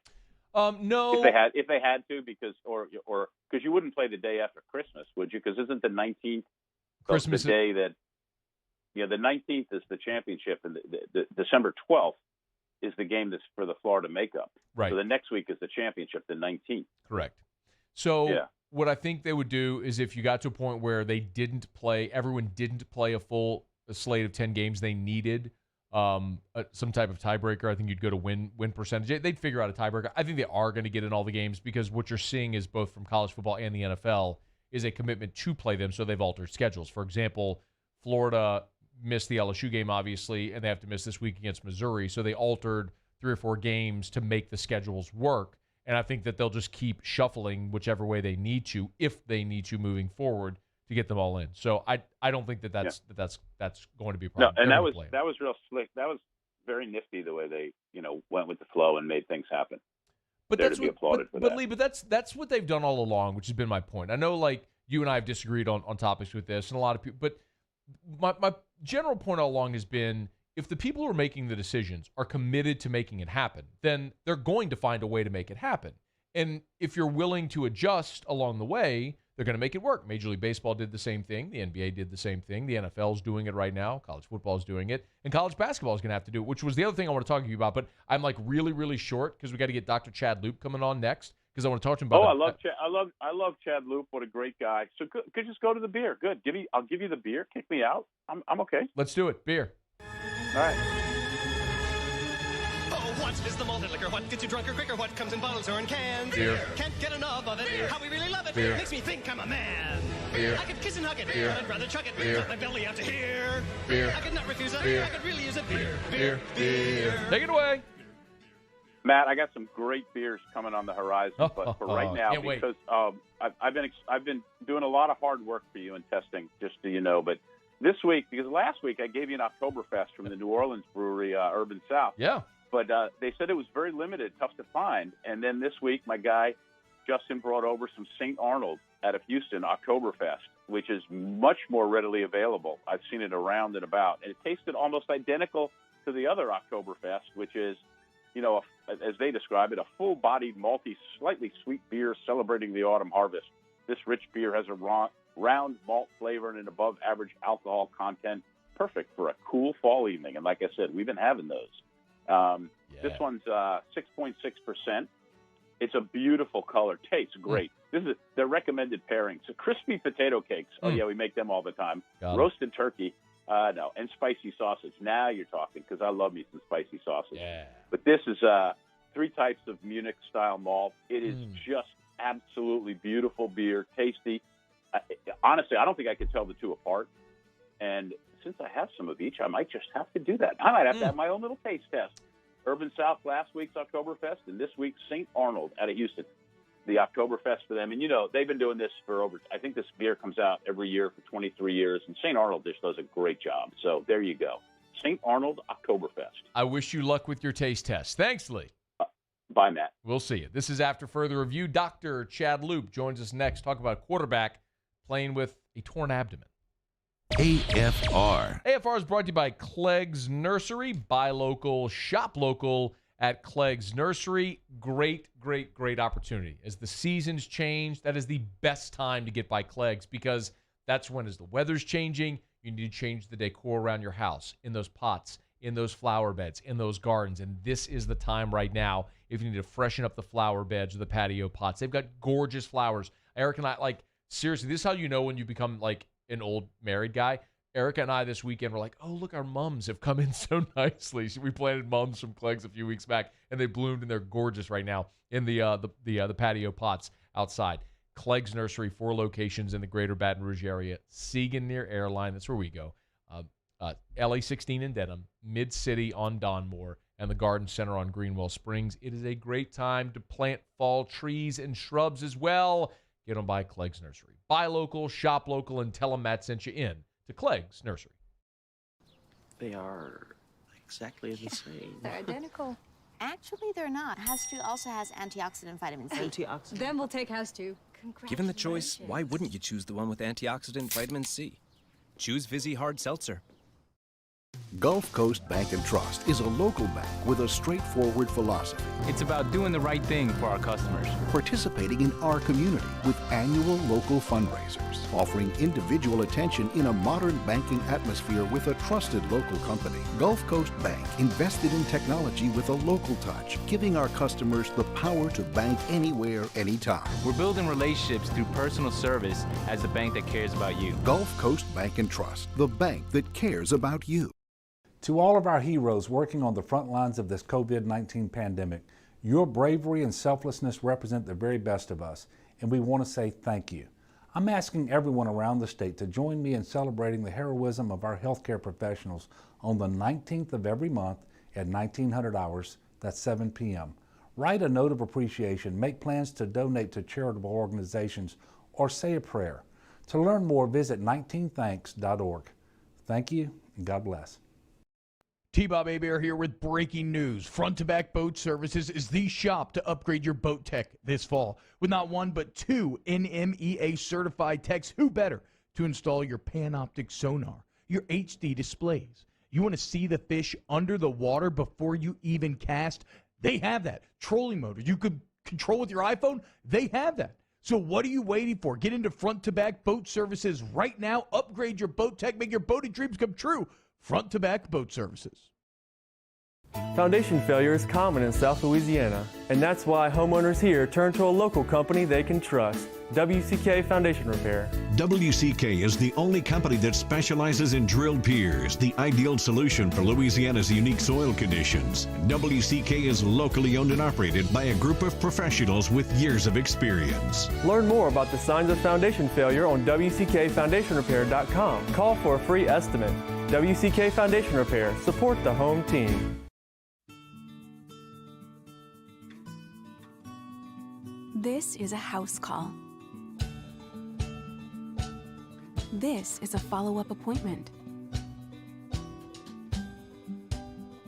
This is a diabetes checkup. This isn't just more convenient care, it's more advanced care. This is innovating healthcare at Louisiana's #1 hospital, Ochsner. Well, the reason why I would recommend him because he's trustworthy. And I mean, attention and love and respect of who you are, what you are, and the purpose why you came, he honors that. Once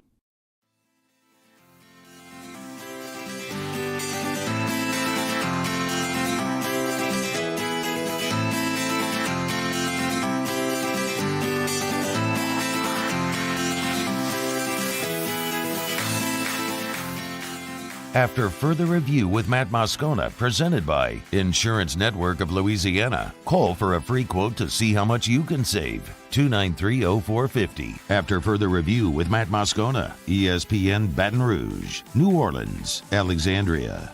Glad to have you with us here on a Tuesday edition of AFR. We learned last evening via Myles Brennan's father, Owen Brennan, through Brody Miller of The Athletic, that Myles Brennan, LSU starting quarterback, has a torn muscle in his lower abdomen. So wanted to get some clarification on what that injury is, what it entails, how it happens, how you heal from it. So figured a guy who would be a pretty good one to call on is a guy who played the position collegiately at LSU and also as a doc over at Brock with our friends at the Baton Rouge Orthopedic Clinic. So Dr. Chad Loop, good enough to join us for a couple of minutes here. Dr. Loop, thanks for the time. How are you? Sure, Matt. Thank you very much. Doing fine. It's great. Let me start with kind of an obvious one. How do you tear a muscle in your abdomen? Well, obviously, that's a painful injury, very common. I shouldn't say very common, but common in contact sports, such as hockey and football, where you kind of are generating a lot of torque and rotation around the lower abdomen or torso. So, for example, like Myles, when he was, I think it happened when he was running out of bounds, got hit, right, where his legs were kind of fixed and one thing going one way, and then the guy hit him and it twisted him, kind of just overpowered his abdominal muscles, and they could tear. So that's usually the mechanism by which it happens. So, yeah, I'm familiar with a torn oblique, right? Like, we hear that often. I don't know that I've ever heard of a torn lower abdominal muscle. Is that less common? Well, actually, what you're looking at here, you can tear the rectus abdominis, which is the longitudinal muscle in the front of your stomach, so to speak, and that goes lower down. And you hear people talk about those types of injuries with these sports hernias and it pulls off the bone, and sometimes that can be injured.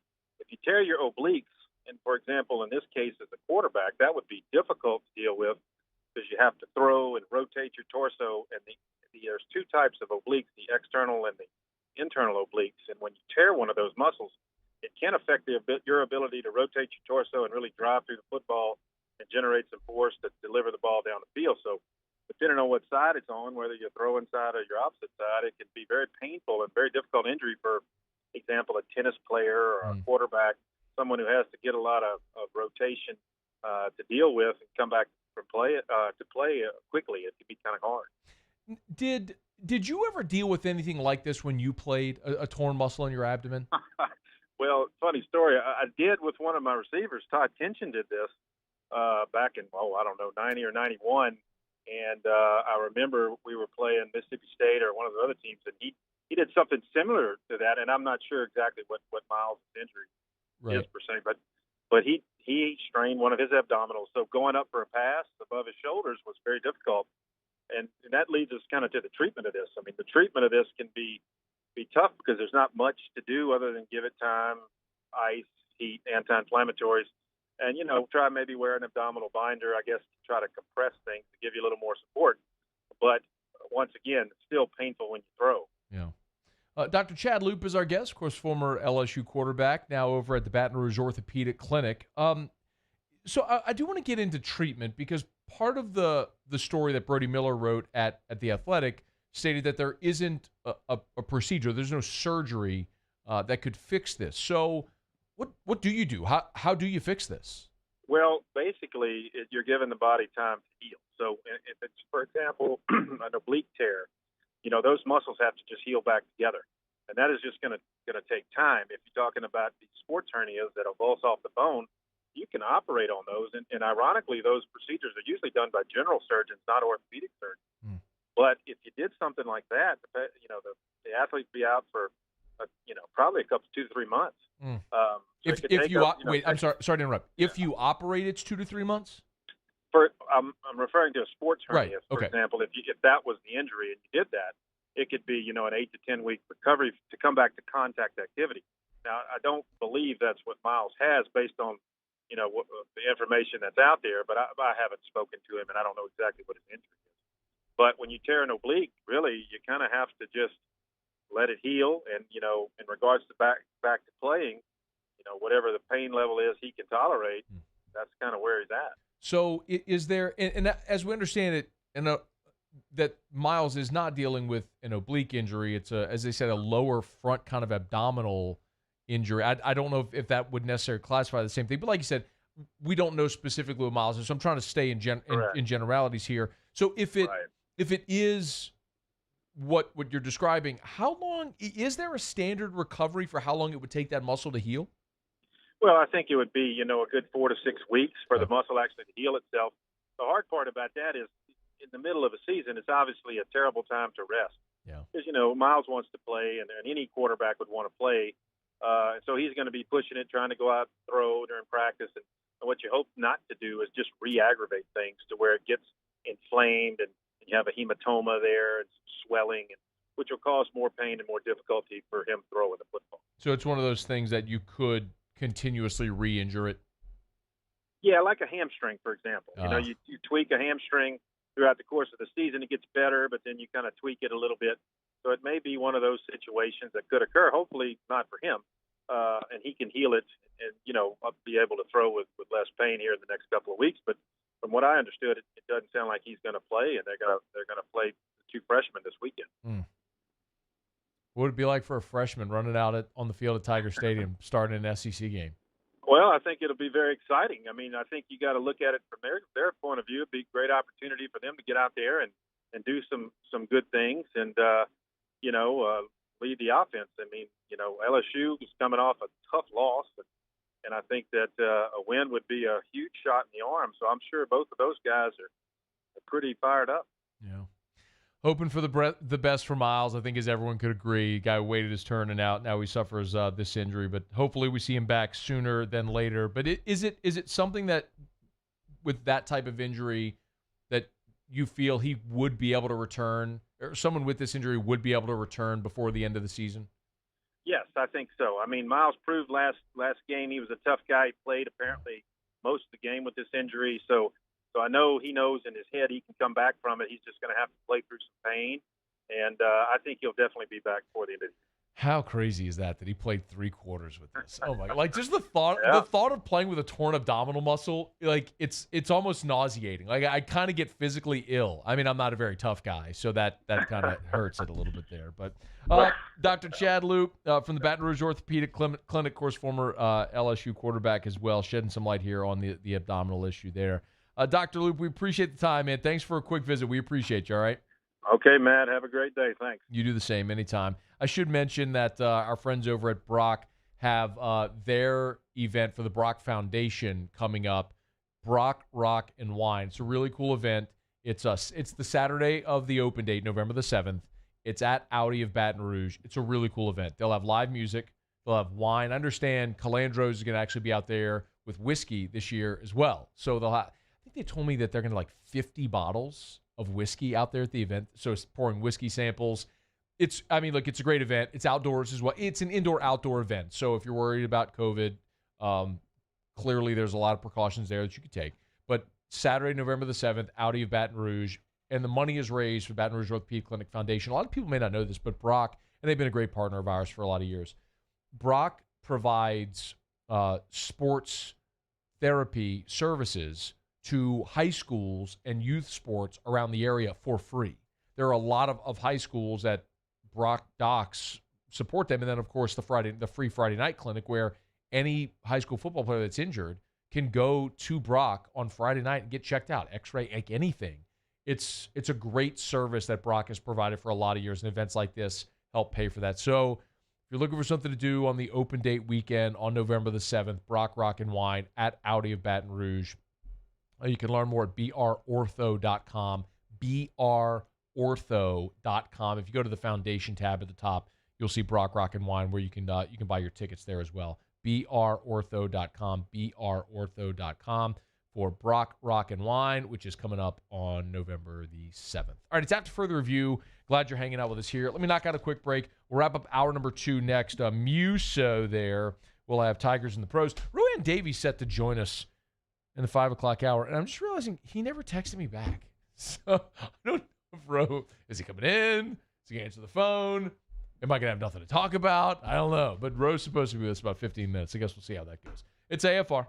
AFR. Love telling you about our friends over at the Baton Rouge General Hospital, brgeneral.org. Of course, our friends at Brock work through the Baton Rouge General as well. So it's all and so we are all connected in the great circle of life. brgeneral.org, brgeneral.org. Check them out to learn more about all the great practices and services that they offer to help keep our community safe and healthy. If it's delivering your new bundle of joy, if it's providing cancer treatments, if it's caring for COVID patients, it's the Baton Rouge General Hospital. Of course, October is Breast Cancer Awareness Month, so the Baton Rouge General is encouraging us to protect our pumpkins. Ladies, protect your pumpkins. Actually, really, I love that promotion. The pink pumpkins are really cool, and they're foregoing the pumpkin patch this year because of COVID, but you'll see all over town the pink pumpkin signs in yards and businesses all over town. It's a great reminder. brgeneral.org, brgeneral.org. You can learn more about their express care locations as well. It's the Baton Rouge General Hospital. Are you a licensed contractor? There's lots of good contractors in Louisiana doing work the right way, but unfortunately, too many unlicensed contractors are working outside the licensing requirements. Working as a contractor in Louisiana requires a license for the company doing the work. The Louisiana State Licensing Board for Contractors wants to help you get licensed to allow you to conduct work legally. It's not difficult to get the license. We can help you. Go to lacontractor.org for more information. Licensed contractors, it's the law. $10,000 off MSRP on a new 2020 Ford F-150. Buy a new one for less than a used one. All new Bayou Ford vehicles come with a 1 million mile powertrain warranty, and with Bayou to You, free delivery right to your door. The crew at Bayou Ford is going to do right by you. Hello? What's up, E? What you doing? Chilling at the office working. You? Hanging at the job site. Chilling. Roof's up? Hey, Greg, roof up? Roof's up. Roof's up. Roof's up. Roof's up? Roof's up. Roof's up! Roof's up! Beautiful roof every single time. True. True.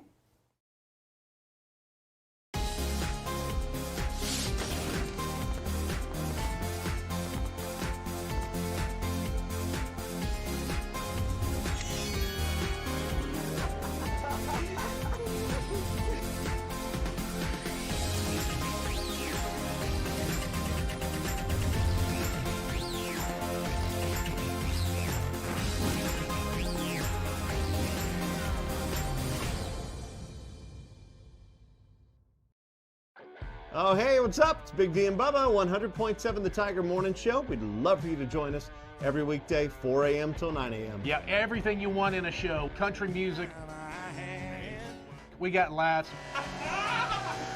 We got celebrity in-studio guests. We just need you. Join us every weekday morning, 4 a.m. to 9 a.m., right where it all started. That's right. Louisiana's country station, 100.7 The Tiger. Gulf Coast Office Products is a nationally recognized Savin office equipment dealer based right here in Louisiana. Over 100 employees strong, Gulf Coast has the boots on the ground to support all vertical markets, from education, engineering, legal, and finance. With the latest in office technology, from desktop to production segment units, Gulf Coast and Savin have the perfect fit for you.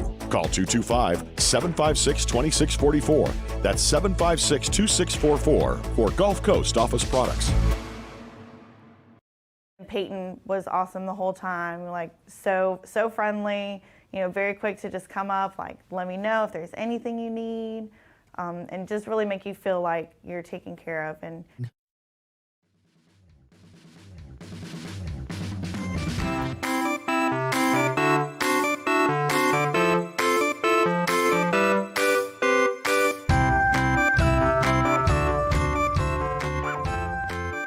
After further review with Matt Moscona, presented by Insurance Network of Louisiana, call for a free quote to see how much you can save. 293-0450. After further review with Matt Moscona, ESPN Baton Rouge, New Orleans, Alexandria.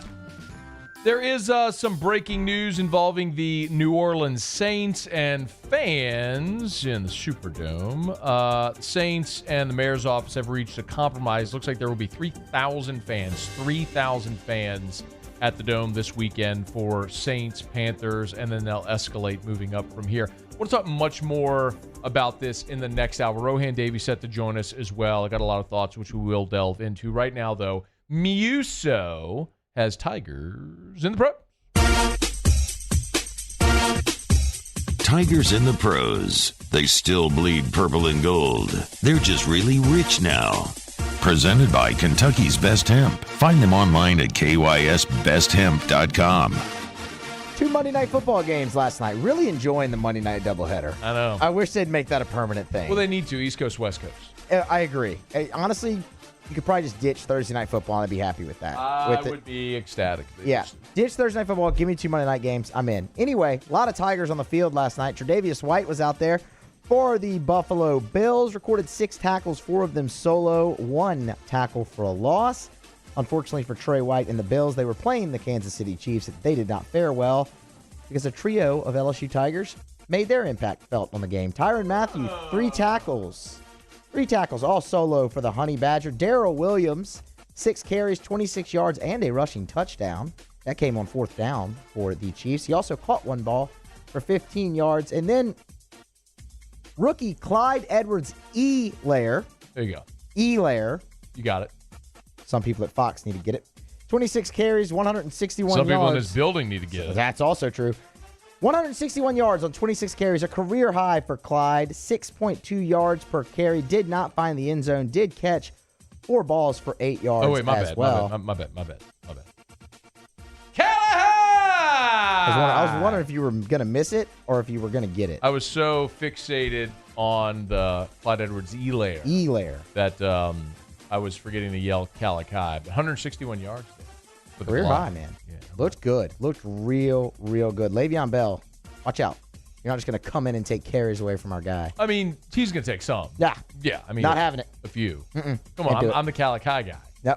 You should really be driving. I'm telling you, it's going to he's going to take a few. It's fine. It's going to make him better. It'll allow Clyde to extend his career. I'm good with that. Okay, I guess I'm good that's with that. fair. I want that. You know what? I don't need 26 carries a game. I mean, every now and again you need to be the bell cow, okay? But I'm more in line with give me 12 to 15 touches a game, stay durable, share the load. Yeah, roll, bro.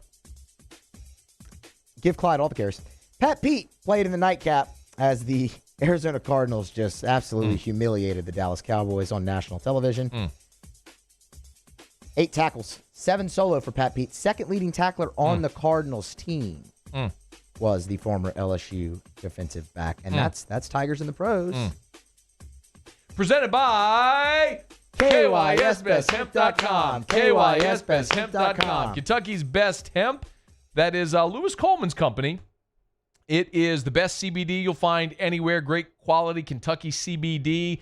You can find it on the website, and they have something for everyone in the family. They've got Muso. I say this when you're not here, so you can validate. They have the doggy bacon. I gave you a sample of it. You gave it to your dog? It worked. Yeah? Did. Loved it. Your dog's a little skittish? Yeah, the weather gets him. Oh, poor guy. How old is he? 11.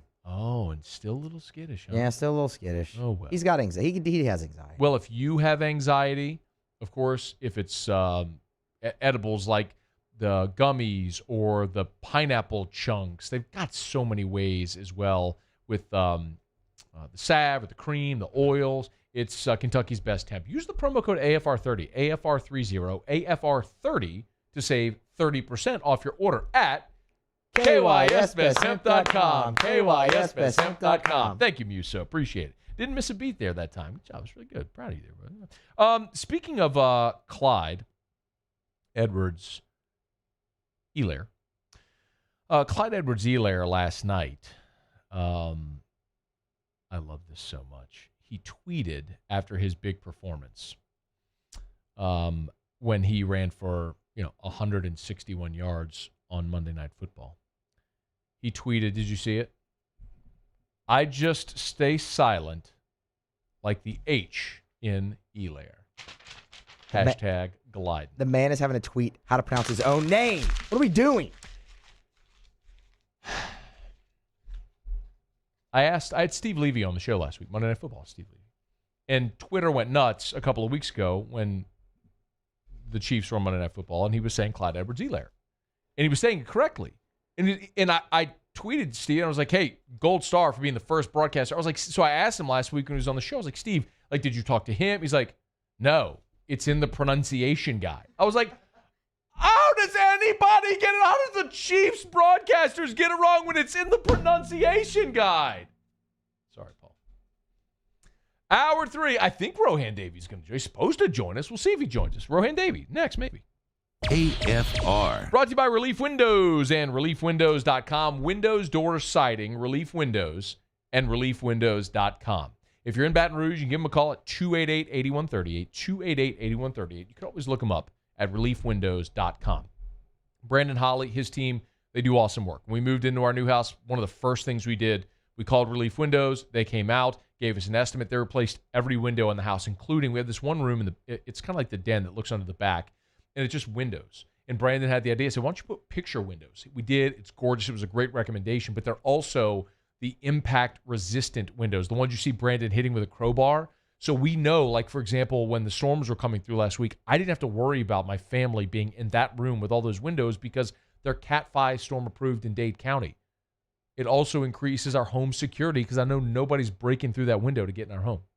It's Relief Windows. Windows, doors, siding. Relief Windows, ReliefWindows.com. ReliefWindows.com. ServiceMaster Elite create clean, disinfected work environments. As a local business, we take pride in serving the New Orleans and Baton Rouge areas. Our cleaning protocols follow CDC and OSHA standards for healthcare settings, offices, senior living, restaurants, and industrial plants. Contact ServiceMaster Elite to get your operation ready for reopening with germ disinfection cleaning. ServiceMaster Elite, the trusted choice in professional cleaning since 1996. I can't tell you how many people tried to discourage me when I said, I'm opening up a haunted house. If you love doing something, don't let anything or anyone stand in your way. How he comes up with this stuff in his head and designs it is mind-boggling. Debbie and Home Bank understand my business and understand that it's not normal. They've worked with me since the beginning to help my business grow.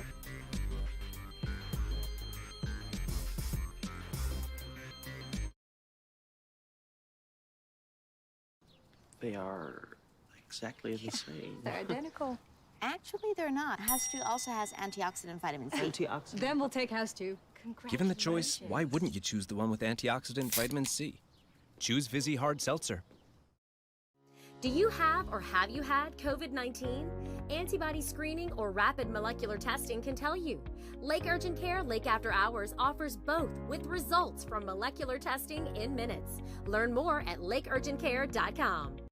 Are you a licensed contractor? There's lots of good contractors in Louisiana doing work the right way, but unfortunately, too many unlicensed contractors are working outside the licensing requirements. Working as a contractor in Louisiana requires a license for the company doing the work. The Louisiana State Licensing Board for Contractors wants to help you get licensed to allow you to conduct work legally. It's not difficult to get the license. We can help you. Go to lacontractor.org for more information. Licensed contractors, it's the law. This isn't just another day. It's so much more. Kelly's life was put on hold when her auctioneer primary care doctor discovered a rare blood disorder. Her doctor connected her to an auctioneer care team of cancer, heart, and kidney specialists. With multiple primary care locations around Baton Rouge, same-day appointments, and online scheduling, we're relentless about keeping you healthy. Auctioneer Baton Rouge, innovating healthcare for Kelly. At All-Star Toyota, you get it all. If you're in the market for an all-new Toyota vehicle, come see our friendly and knowledgeable sales team at All-Star Toyota.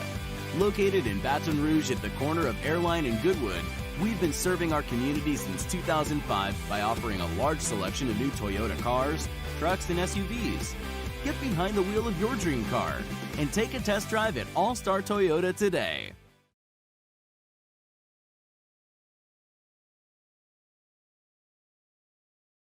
Callahan Injury Lawyers. This is SportsCenter. I'm Christine Lisi. Here's what's happening 2 days after knocking his shoulder out of whack while celebrating his go-ahead home run in Game 7 of the NLCS. Dodgers outfielder Cody Bellinger is in his normal spot in the starting lineup for Game 1 of the World Series tonight against the Rays. He's batting sixth and playing center field. Coverage of Game 1, 7:30 Eastern, ESPN Radio and the ESPN app.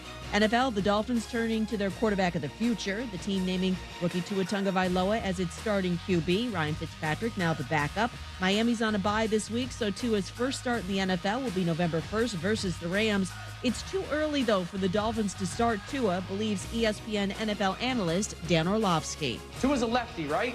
The backside protectors for Tua as a left-handed quarterback are rookie and rookie. Solomon Kinley and Robert Hunt are both rookies. This is not the time, Miami, to make this choice. ESPN NFL analyst Dan Orlovsky. College football Saturday's season opener between Colorado State and New Mexico has been canceled because of COVID-19. There is no plan to reschedule the game. Coming up Wednesday, it's a big start for Clayton Kershaw and my Dodgers in the World Series. We'll react to Game 1 on Keyshawn, J. Will, and Zubin, Wednesday, 6 Eastern, ESPN Radio, ESPN News. Matt Moscona. I'm very important. After further review. Say it one more time. After further review with Matt Moscona. And here we go. ESPN Baton Rouge, New Orleans, Alexandria. Live from the Mercedes-Benz of Baton Rouge studios. That's right.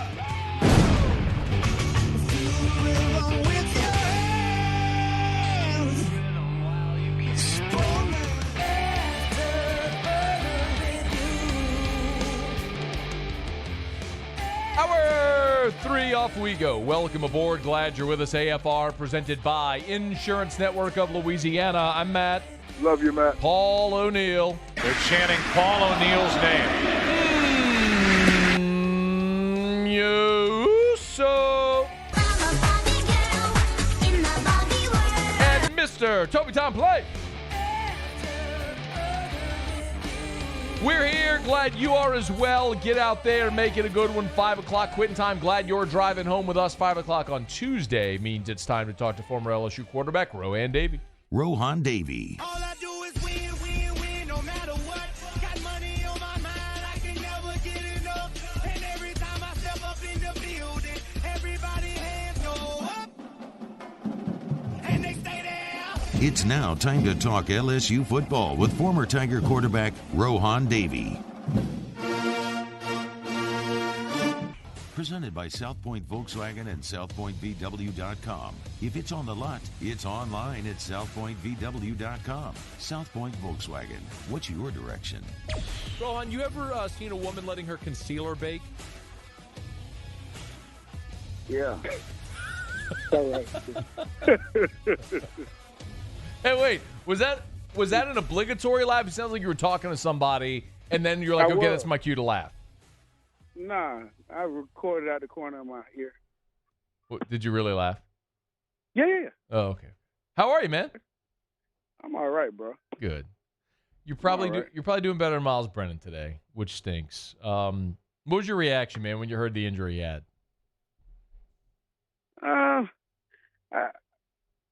Unfortunate, you know what I mean? Unfortunate. I felt bad for him.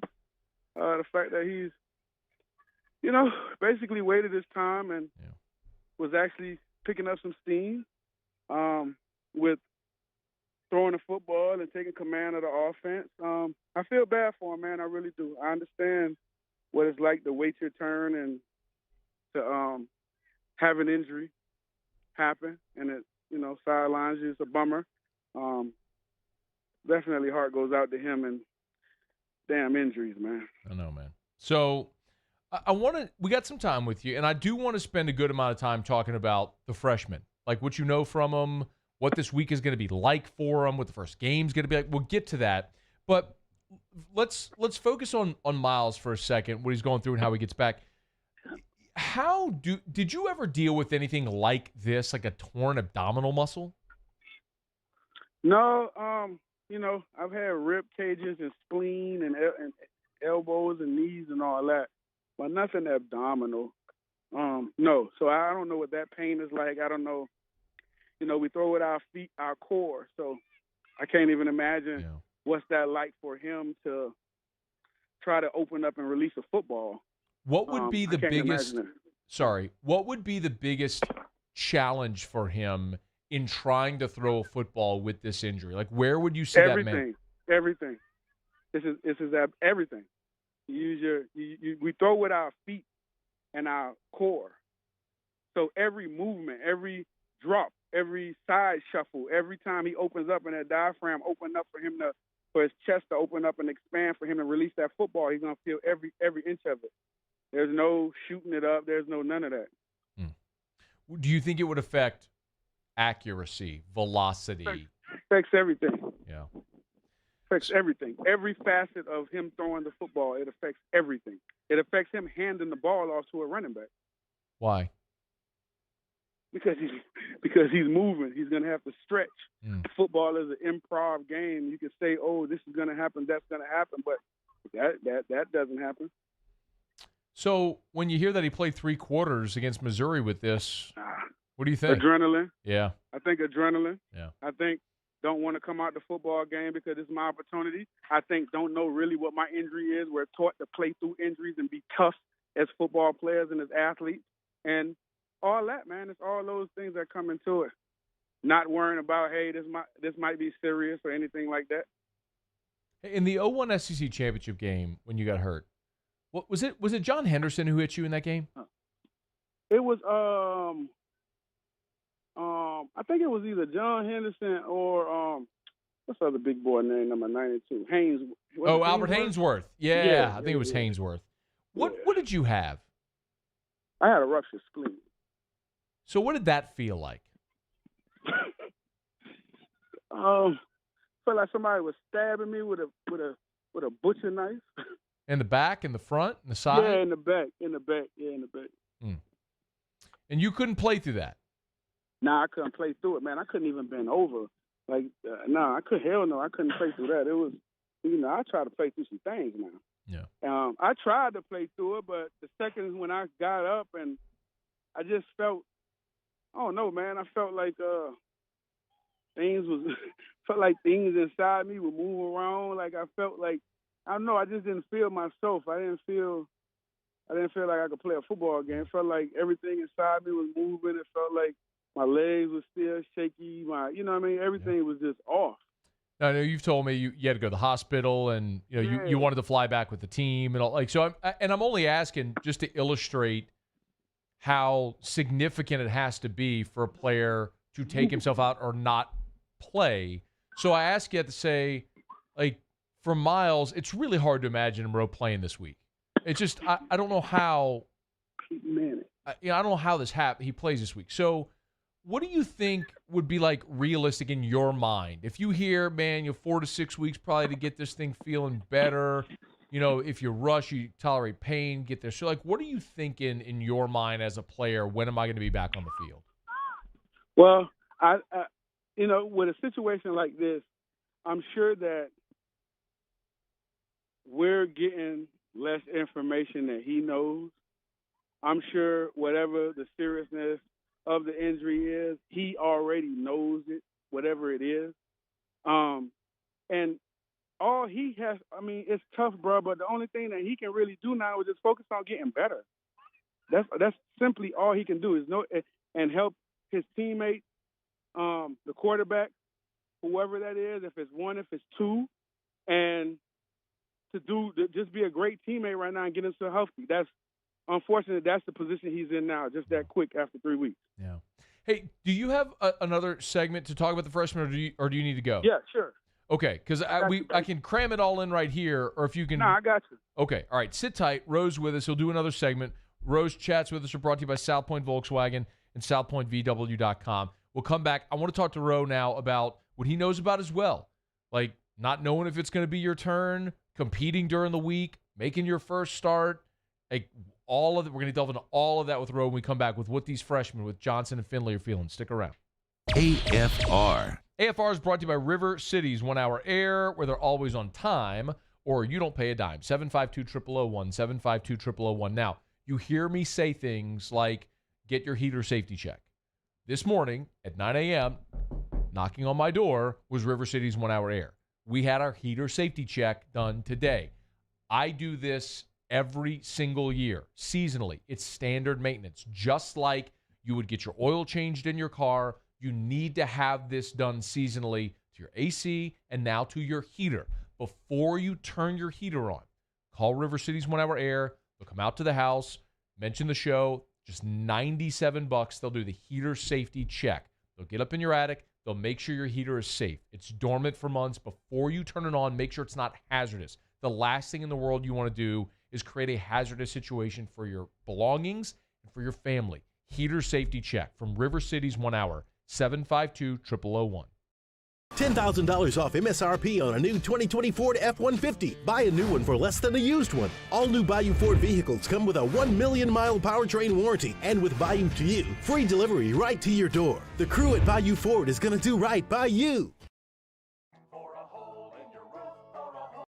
Hello? What's up, E? What you doing? Chilling at the office working. You? Hanging at the job site. Chilling. Roof's up? Hey, Greg, roof up? Roof's up! Roof's up! Roof's up! Roof's up? Roof's up! Roof's up! Roof's up! Beautiful roof every single time. True. True. Are you a licensed contractor? There's lots of good contractors in Louisiana doing work the right way, but unfortunately, too many unlicensed contractors are working outside the licensing requirements. Working as a contractor in Louisiana requires a license for the company doing the work. The Louisiana State Licensing Board for Contractors wants to help you get licensed to allow you to conduct work legally. It's not difficult to get the license. We can help you. Go to lacontractor.org for more information. Licensed contractors, it's the law. Gulf Coast Bank and Trust is a local bank with a straightforward philosophy. It's about doing the right thing for our customers. Participating in our community with annual local fundraisers. Offering individual attention in a modern banking atmosphere with a trusted local company. Gulf Coast Bank invested in technology with a local touch, giving our customers the power to bank anywhere, anytime. We're building relationships through personal service as the bank that cares about you. Gulf Coast Bank and Trust, the bank that cares about you. At All-Star Toyota, you get it all. If you're in the market for an all-new Toyota vehicle, come see our friendly and knowledgeable sales team at All-Star Toyota. Located in Baton Rouge at the corner of Airline and Goodwood, we've been serving our community since 2005 by offering a large selection of new Toyota cars, trucks, and SUVs. Get behind the wheel of your dream car and take a test drive at All-Star Toyota today. To all of our heroes working on the front lines of this COVID-19 pandemic, your bravery and selflessness represent the very best of us, and we want to say thank you. I'm asking everyone around the state to join me in celebrating the heroism of our healthcare professionals on the 19th of every month at 1900 hours, that's 7 p.m. Write a note of appreciation, make plans to donate to charitable organizations, or say a prayer. To learn more, visit 19thanks.org. Thank you, and God bless. Prompt, professional, reliable. If you're looking for a breath of fresh air with your AC and heating needs, call the professionals at Anison Bitter. Anison Bitter, a Rheem Pro partner, keeping your family comfortable for over 25 years.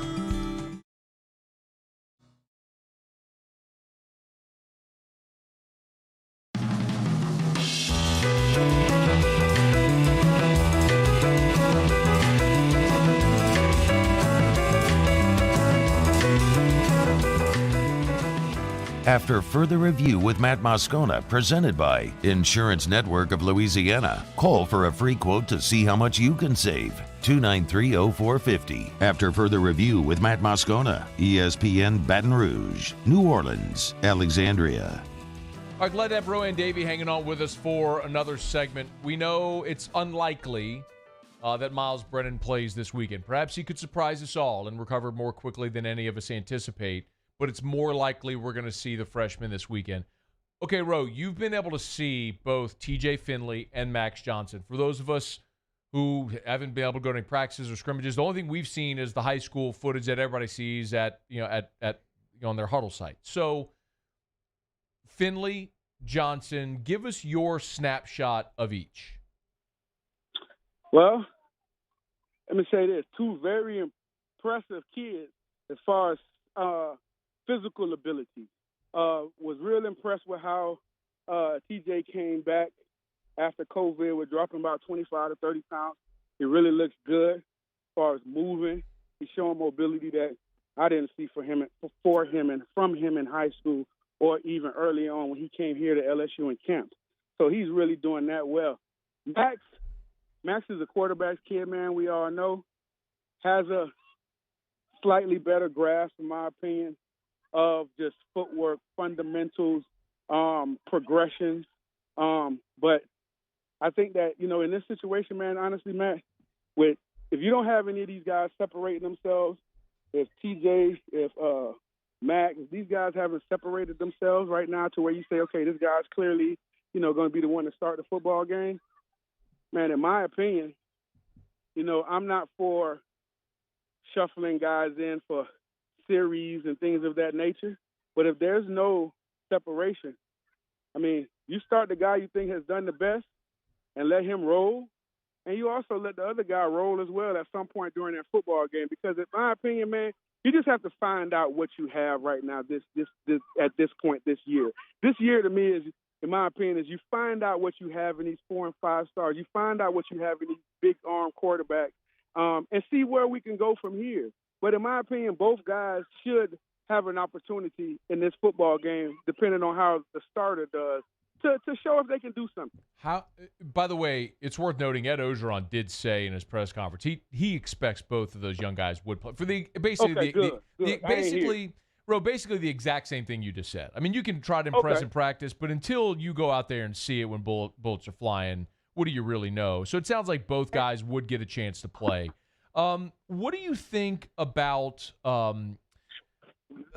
there's a couple of other things that sort of trickle down. What about doing work in practice this week? Like, how do you, if you're the coaches, how do you choose? Like, how do you decide which guy is better? Well, the first thing is who runs the operation cleanly and who communicates and have an understanding, the grasp of simply calling the play, right? So that's one criteria. Then there's, are they running the plays that we're calling correctly? And that means, am I bypassing my second read if it's a passing play? That means, am I running it to the 1 technique or the 3 technique, wherever we're running the ball this week? So that's the second part. Can they run after they call the operation? Now can they run and execute the play? Now can they run and execute the play? That's the criteria. Now it's, okay, do they have enough grasp of, can they put guys in position if they're out of position, similar to what we saw Joe do a bunch last year? We have a bunch of freshmen out there, wide receivers. We have a bunch of running backs that have little experience, and they're going to be responsible now for picking up protection. He's going to have to call out protection, possibly put them in the right spot to make those protections. So it's all those 3 things: running the operation, executing the operation, and now understanding, can I get my guys in position to play football? And we haven't even gotten to throwing the football yet and making plays. You feel what I'm saying? Yeah. So it's all that, man. It's a daunting task for these guys because you don't have any older leadership out there to help them through this process. So it's gonna be the coaches in this game, like I've been saying this whole year, how important coaches are going to be to young football players. getting the plays in on time is going to be paramount. So he can execute. So he's not feeling like against the gun where it's not 12 seconds left for him to make a play. So that is going to be important. Getting guys in the right position. The more you can take off of those guys, the better. Straight at me. You and I talked about back in '99 when you started against Arkansas. And that was your first start, correct? Correct. Okay. You knew earlier in the week you were going to start, right? Like they told you. Correct. Do you think it's better for these guys? Because it seems like Ed is going to let it compete, and then he'll let the guy who wins know. He said, like, probably Thursday. Is that a better approach, or would you rather just know now so that guy, whoever's going to start, is going to get all the reps with the ones? Yeah, I would want to know now. Huh. I would want to know now, and I would want to make a decision now in order for the guy to get the most reps, for him to get more comfortable, for him to get his plays in that he's comfortable with, for you to run the plays that he's comfortable with more than enough time. You understand what I'm saying? But if he's going to play both guys, you have to have two game plans, so to speak, because there are things TJ going to do well. There's things that the other kid's going to do well. You know what I'm saying? So it has to be two game plans to fit both sides. But you will want to know who the starter is, so the starter could get to work. And so also he can prepare mentally. And I know you say, oh, he got to prepare mentally anyway, but it's a different focus, man. I don't care what anybody say. It's a different focus that you have. You could try to play and pretend and focus like the starter, sit in the back, watch the other guy. But when you're the starter and you're getting the reps, and you're getting the focus, and you're getting all the attention for that play, and it's getting tailor-made for you to be successful, there's no substitute for that. So I definitely would love to know if I was a starter on Monday as opposed to Thursday. Okay, I got a couple more and things. So would the team. Yeah. So would the team. Got a couple more things. There's a million, tangents to this that I could certainly ask. What about working with the wide receivers? How big of a deal is that? Wait, turn your leg out. How big of a deal is it for these guys who maybe haven't had all the reps with Marshall and the guys who have been the number one wide receivers? It's a big deal. It's a big deal because he now has to, they've been throwing with those guys. I'm not saying they haven't been throwing with those guys, but they haven't been throwing with them in the one versus the one. They haven't been throwing with them, as the guy. So now you got to see those speeds now. Now you got to adjust to those speeds now. Now it's almost like instead of the quarterback being the dictator, these guys got to make sure and be cautious that they don't let the wide receivers dictate to them where they're going with the football. I'm open. And, young quarterbacks get into, okay, I'm going to get you the ball instead of going through their reads and things of that nature. So they can't get caught up in that. Does it matter that Max Johnson is a lefty? Yeah, hell yeah, it matters. Ball comes out different. The torque's different. It's coming at the receivers a whole different way. Yeah, it matters. But, they've been catching from him since he's been here, so it shouldn't matter to them much. Okay. What about the offensive line? How does it affect them? I actually think that it probably actually helps them because they're not going to be giving these guys a plethora of calls to make at the line as far as, like, changing protection. So I'm sure whenever we get ready to throw the football, the protection will be probably a little bit more solidified as far as, like, back staying in a chip and help out and things like that, and just having a simpler call for the line, whether it's 6-7 man protection, to make sure that these guys are protected. And even though these guys are a little bit bigger, could take a little bit more punishment than Myles could, but at the same time, you don't want them getting banged up and knocked out the football game. Yeah. So the offensive line, in my opinion, they better get ready to run the football. Get ready to run the football and play action pass. Mm-hmm. Man, no matter what happens, we're going to see something we haven't seen, literally, that we have not seen yet in Tiger Stadium on Saturday. Max Johnson, TJ Finley, one or both, very likely going to see him Saturday against South Carolina. I'm interested to see it, man, because it's just like you said earlier, to your point, Matt, it's different when them lights come on, baby. When them lights come on, man, you really see it for God. God could be, I was not the best practice player, but when the lights come on, that's what you don't know from these guys.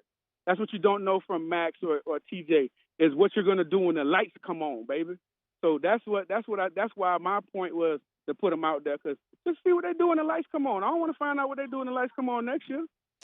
Ro, you are the example, the case in point that everyone always points to. You had the reputation of being a bad practice player, but when lights came on, it was money time. And you've walked us through that before. Why you didn't perform as well in practice as you thought. I'm curious to see them both, man. I think it's going to be very telling on Saturday. So, me too. Hey, man, it sounds like you're out there at practice, so get back to it. We appreciate you making time as always. Absolutely, my man. All right, bro. We'll see you, man. That's Rohan Davey, former LSU quarterback, friend of the show. Joins us here on Tuesdays, courtesy of our friends at South Point Volkswagen and southpointvw.com. New and certified pre-owned in Baton Rouge and online at southpointvw.com. South Point Volkswagen, what's your direction? All right, tap to further review. Glad to have you hanging out with us here. While we were heading to the top of the hour, some news broke involving the Saints. There will be 3,000 fans allowed at the Dome this weekend for the game against Carolina, with an escalator on that with each subsequent game, going from 3,000 to 6,000, et cetera. So I want to give some reaction to that when we come back. Also, college football bowl projections, some updated bowl projections. You know where I am really pushing for LSU to go, and I'll tell you how much closer LSU might be to that end when we come back. Tuesday edition of AFR, presented by Insurance Network of Louisiana. Glad you're hanging out. Stay here. AFR. AFR is brought to you by by Darren James & Associates, powered by eXp Realty. Every home listed by every company all in one place, agent225.com. If you are thinking about selling your home, call Darren James. It doesn't matter if it's $1 million house, $100,000 house, or any point in between. Here's a condo in Lake Beaupre in Baton Rouge for $149,900. 2-bedroom, 2-bath, over Lake Beaupre townhomes over by LSU. If you have a student that you're trying to find housing for around campus, great option there. Shakespeare Drive in Baton Rouge, 4-bedroom, 2.5-bath, nearly 2,800 square feet. This is in Woodlawn Estates, 3099, gigantic lot, beautiful yard. Y'all check it out at agent225.com, agent225.com. Remember, if you want to be in a new home for the holidays or a new home for the new year, call Darren James now and get your home sold. 335-7666, 335-7666. Think real estate? Think Darren James. Gulf Coast Bank and Trust is giving our customers the power to bank anywhere, anytime during this challenging event. And we're right there with you. Our mobile banking app is a smart way to manage your money and time. Gulf Coast Bank and Trust, the bank that cares about you. Here at the Big Squeezy, we continue to serve the Baton Rouge and Southeast Louisiana areas during these troubling times. We are dedicated to providing you healthy food items to help you live your best life. From our cold-pressed juices to our delicious smoothies, let the Big Squeezy keep you going. Stay active, stay happy, and let us help you stay healthy. Visit us at our locations and also inside of Alexander's and Methern's grocery stores or online at thebigsqueezy.com. T-Bob Hebert here with breaking news. Front-to-Back Boat Services is the shop to upgrade your boat tech this fall. With not one but 2 NMEA-certified techs, who better to install your Panoptic sonar, your HD displays. You want to see the fish under the water before you even cast? They have that. Trolling motor you could control with your iPhone? They have that. So what are you waiting for? Get into Front-to-Back Boat Services right now. Upgrade your boat tech. Make your boating dreams come true. Front-to-Back Boat Services.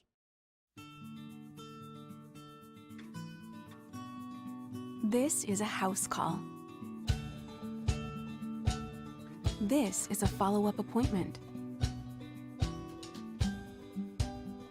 This is a diabetes checkup. This isn't just more convenient care, it's more advanced care. This is innovating healthcare at Louisiana's #1 hospital, Auctioner. Gulf Coast Office Products is a nationally recognized Savin office equipment dealer based right here in Louisiana. Over 100 employees strong, Gulf Coast has the boots on the ground to support all vertical markets, from education, engineering, legal, and finance. With the latest in office technology, from desktop to production segment units, Gulf Coast and Savin have the perfect fit for you. Call 225-756-2644. That's 756-2644 for Gulf Coast Office Products. I've been doing business with Luba for 25 years. They're dependable, trustworthy. It's just the attention to detail with our clients. Our folks have years and years of experience. They're highly trained professionals, but many companies have that asset. What I'd like to think makes Luba a bit different is that we use those talents in a way that truly is dedicated to serving the needs of the folks who depend on us.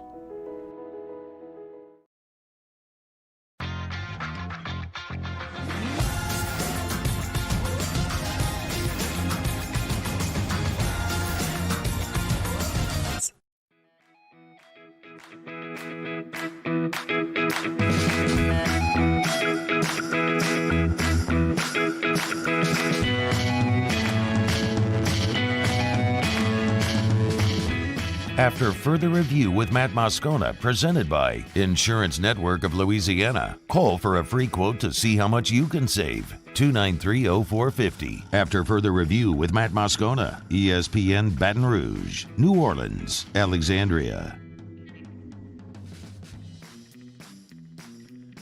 We are rolling along here in hour number 3, and glad you're with us. If you missed anything, jam-packed show. Larry Holder in hour 1. He's got a great piece up right now at The Athletic, where he talked to 5 experts in and around the football, from scouts to like former NFL quarterback Kurt Warner, trying to see who they all believe should be the heir apparent to Drew Brees. Really interesting. Go read it. We talked about it with Larry in hour 1. Mikey Matook previewed Game 1 of the World Series with us here in studio. Dr. Chad Loop was with us as well, former LSU quarterback, now an orthopedic surgeon, who discussed with us the injury similar to what Myles Brennan has, how a quarterback deals with that type of abdominal injury. Lee was with us last hour talking beer, and of course you just heard Rohan Davey. So if you missed anything, AFR On Demand presented by Breck Golf.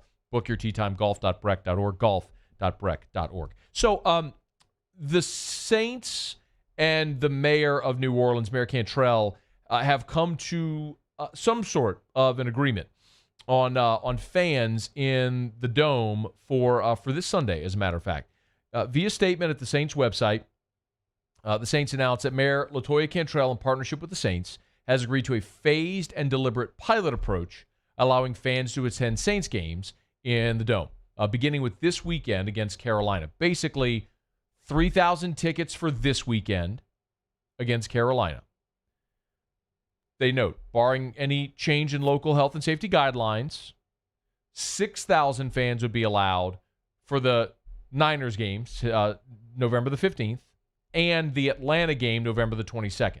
So 3,000 this weekend. Then for the next 2 games, it would be 6,000. Capacity would then increase to 15,000 for the Chiefs game and the Minnesota game there in December, on December 20th and 25th, respectively, of course, Christmas Day in New Orleans. So it's also worth noting that the Saints did, in this statement, they encourage everyone to wear their masks and maintain social distancing, and et cetera, all the things that we'd expect to have no setbacks. And they did thank John Bell Edwards, the Louisiana Stadium Exposition Board, Scott Woodward and LSU Athletics, ASM Global, who operates Superdome, Auctioner Health, the NFL, and they wrap up by saying, and of course, Mayor LaToya Cantrell and her entire health and safety team. The mayor, for what it's worth, did release a statement to the media, and her statement reads, and this is from, I believe, actually the mayor's spokesperson who released the statement. Here you go. I'll read it for you briefly. I'm allowing the Saints to move forward with this pilot exercise, allowing for limited seating in the Dome this Sunday as part of a phased, incremental approach that's consistent with the city's Phase 3 reopening. The way forward towards additional expansion depends on the current trends remaining stable. An outbreak or sudden increase in community spread would be reason to pause. I'm glad to begin welcoming Saints fans back into the Dome. Hopeful we can continue on a deliberate, gradual path forward. Statement from the mayor of New Orleans. So, a couple of things. And this on a day where we found out earlier today when NOLA.com released their findings via Freedom of Information Act records request, that the Saints, their initial request to the governor's office was for 35% of the Dome capacity. More on that in a minute. But I want to start with today's news before I look at that. Ultimately, last week you all know I was very critical of the mayor. I yelled a lot, and I believe she deserved it, and I still don't think this is enough. But if you're going to criticize when things are wrong, you have to give credit when things are right, and I do believe in that. And what I will say for both the Saints and the mayor's office is I'd applaud them both for having the humility to come to the table and compromise. Because it would have been very easy to let this cycle continue to spin, where the mayor said no to everything and the Saints kept publicly seeking other alternatives, looking to embarrass a public official. Regardless of how I feel about it, or you feel about it, or anybody feels about it, that's what was happening. And we can look at today's news, where the Saints, in connection with Ochsner, and this was the report today that was released from NOLA, they had public records request, that Dr. Robert Hart, Ochsner's chief medical officer, and Dr. Catherine Bumgarden, Ochsner's medical director of infection control and prevention, along with the Saints, put together what they felt was, in accordance with CDC guidelines, a socially distanced plan that would allow for 35% of the dome to be attended in the start of the season. They went to the governor with this plan. Governor said no. They later came back. 25% was thumbs up by the governor. Mayor said no. And now we know how it all spiraled. But the point is, I'm not good with 3,000. I think it should be more. But the point is, this is the point. 20,000 fans in the Dome or 3,000 fans in the Dome aren't going to save New Orleans' economy. It's not going to buoy the city or the state. And again, for those who have missed it when I've said this, there's a lot of feeling that if you don't live in New Orleans, why do you care? And I'll explain this again, just for the benefit of those who haven't heard it yet. New Orleans Saints game days at the Dome, in large part, the operation of the facility, because the Saints are a state-subsidized business, and the Dome is owned by the state of Louisiana. The state has a fiscal responsibility to operate that building on game days and when there's events there. Much of that comes from the hotel-motel tax, which is non-existent right now. So what's happened is the state has had to dip into the general fund or the state's reserves to pay for these things. So it doesn't matter if you live in Orleans Parish or Jefferson's Parish or East Baton Rouge, or if you live in Caddo, if you're in Shreveport, Bossier, Alec, Lake Charles, it doesn't matter. It affects you because all of us in the state have a fiscal hand in this conversation. So many times people think of the Saints and the state subsidy of the Saints, and they think of it just in terms of sports. And I've said this so many times over the years, you're thinking about it wrong. It's a $1 billion business in our state. And yes, every state in the country would offer tax breaks and subsidies to keep a $1 billion organization in their state. So yes, it matters to everybody. And my point is that opening the Dome to 3,000 people or 20,000 people isn't going to save and correct all of those wrongs. But you have to have some before you can have many. You've got to start somewhere if you're trying to make progress. You've got to be willing to allow fans into that building at some rate to see how it progresses. And the point is, it remains that right now, New Orleans' positivity rate, y'all, is at 1.1%.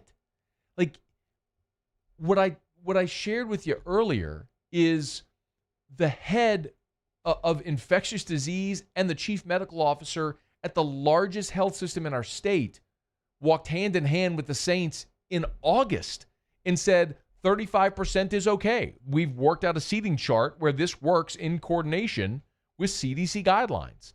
And the answer was no. And no compromise. That's the really tough part. For everyone who says, what do the doctors say? Well, the doctors are telling you it's okay. And you're still saying no. That's the frustrating part. Because if the doctors, the people you're trusting to advise you, are telling you it's okay, and you keep saying no, well, then when is it ever going to be okay? You got to be willing to make progress at some point. The city of New Orleans tweeted earlier today, have you seen the news? Louisiana is officially one of the few states safe to visit.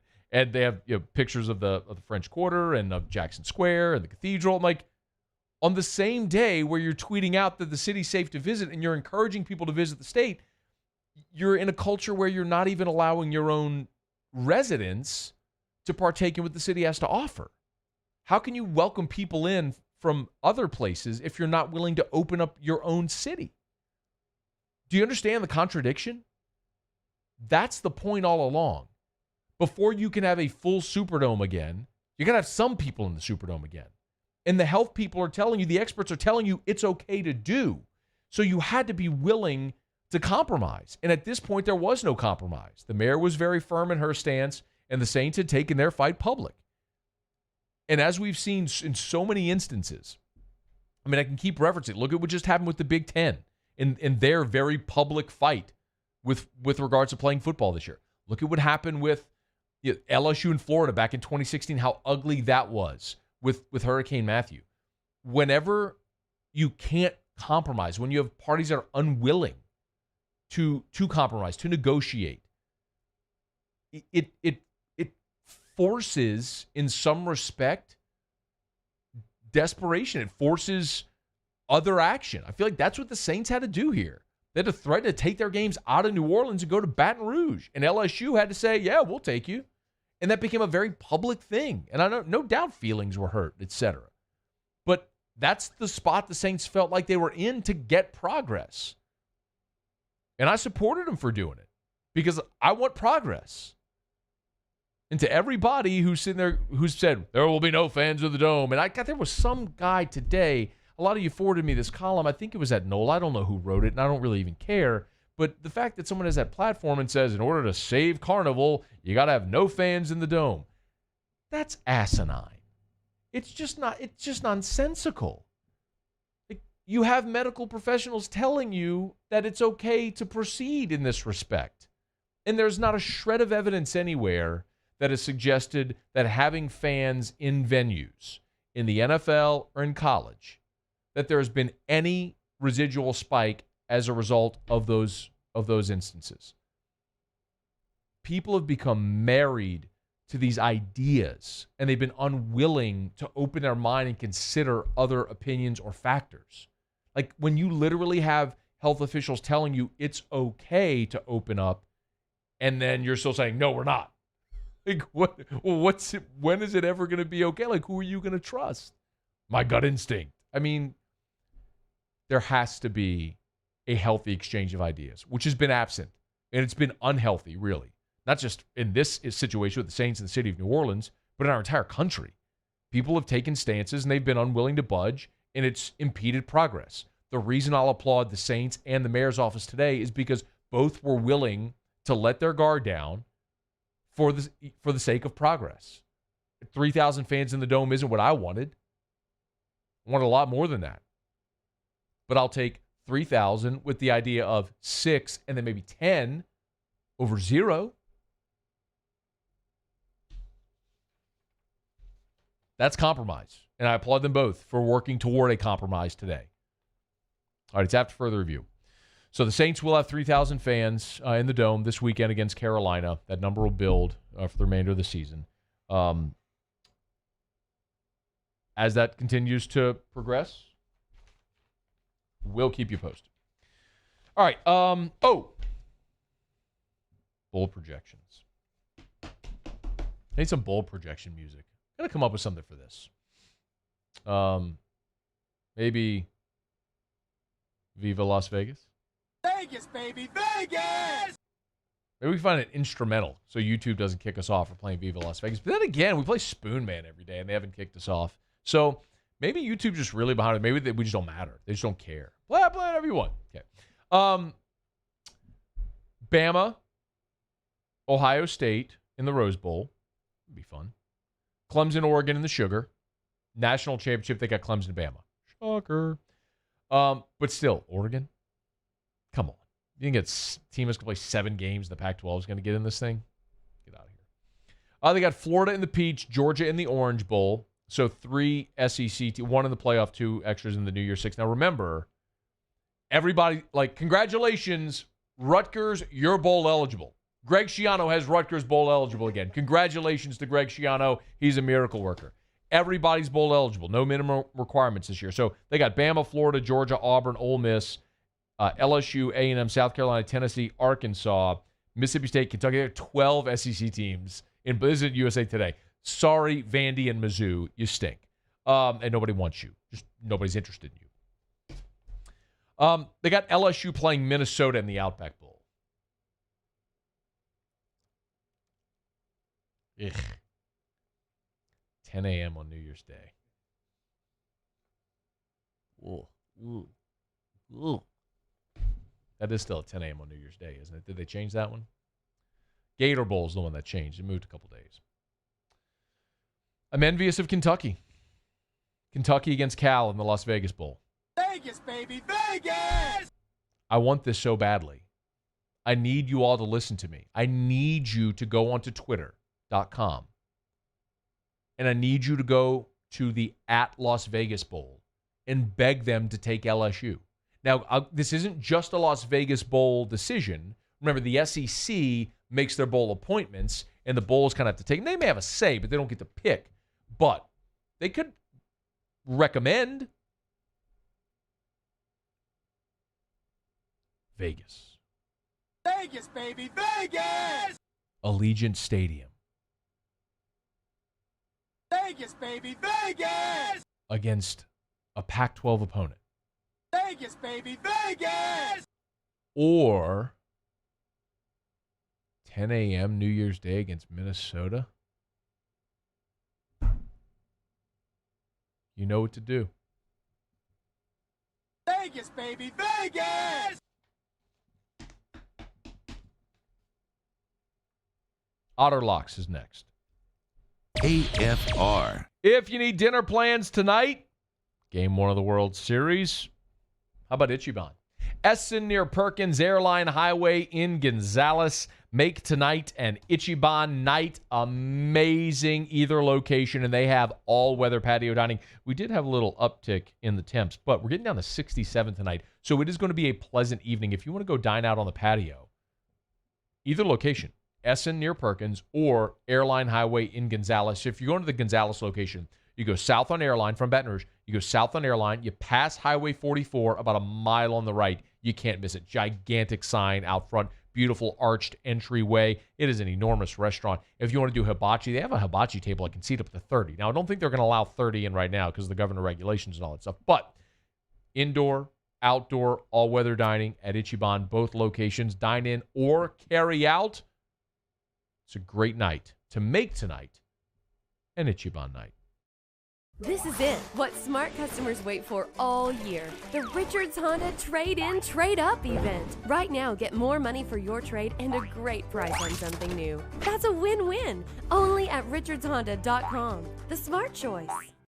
Are you a licensed contractor? There's lots of good contractors in Louisiana doing work the right way, but unfortunately, too many unlicensed contractors are working outside the licensing requirements. Working as a contractor in Louisiana requires a license for the company doing the work. The Louisiana State Licensing Board for Contractors wants to help you get licensed to allow you to conduct work legally. It's not difficult to get the license. We can help you. Go to lacontractor.org for more information.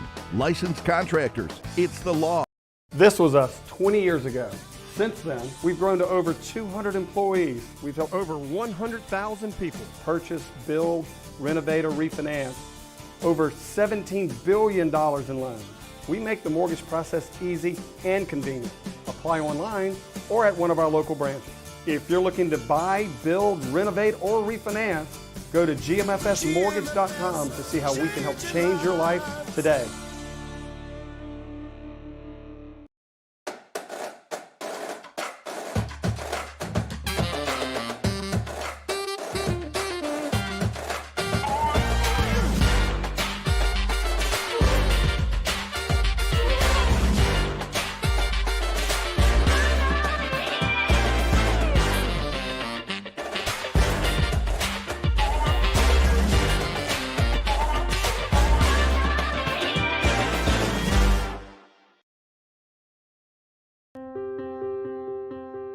This isn't just another day, it's so much more.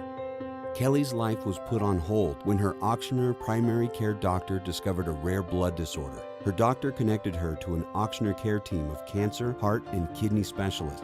With multiple primary care locations around Baton Rouge, same-day appointments, and online scheduling, we're relentless about keeping you healthy.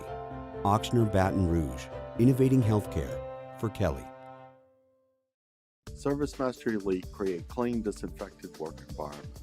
As a local business, we take pride in serving the New Orleans and Baton Rouge areas. Our cleaning protocols follow CDC and OSHA standards for healthcare settings, offices, senior living, restaurants, and industrial plants. Contact ServiceMaster Elite to get your operation ready for reopening with germ disinfection cleaning. ServiceMaster Elite, the trusted choice in professional cleaning since 1996. Upgrading your ride is as easy as richardshonda.com during the Trade-In, Trade-Up event. It's a once-a-year event with great prices on every vehicle in stock. So trade up today. I-12 at Mill.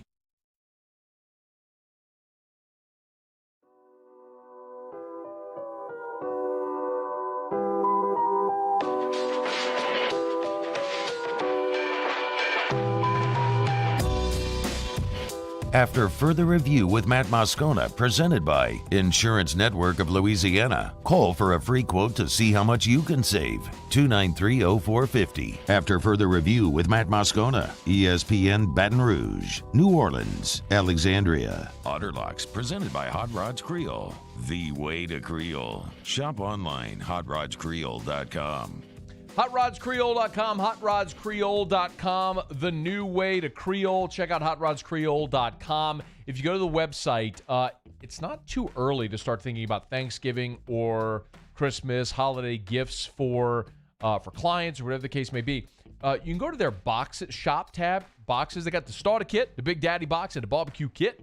So check it out. You can get some of everything. It's a great way, man. If you love to cook, you love your way around the grill, the kitchen, Hot Rods Creole, the new way to Creole. There's like 80 retail locations. You can find a retail location near you or order online at hotrodscreole.com. Promo code AFR and get free shipping. Hotrodscreole.com, the new way to Creole. All right, Jimmy Ott joins us for a little Otter Locks. Otter, how are you?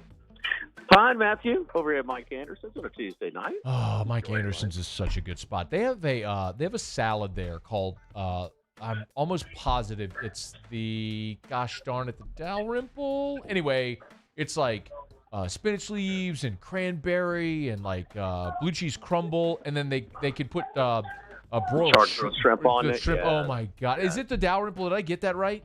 It's not the Dalrymple. What's it called? I get it all the time.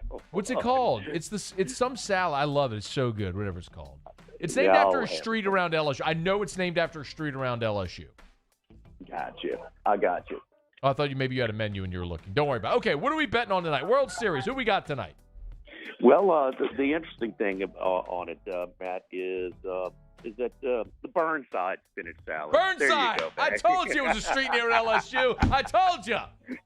We got line movement. We got a line movement going on right now with the Dodgers and the Rays. And, people looking for a competitive series. Both of the championship series going 7 games. The Dodgers at minus 220 to win the series.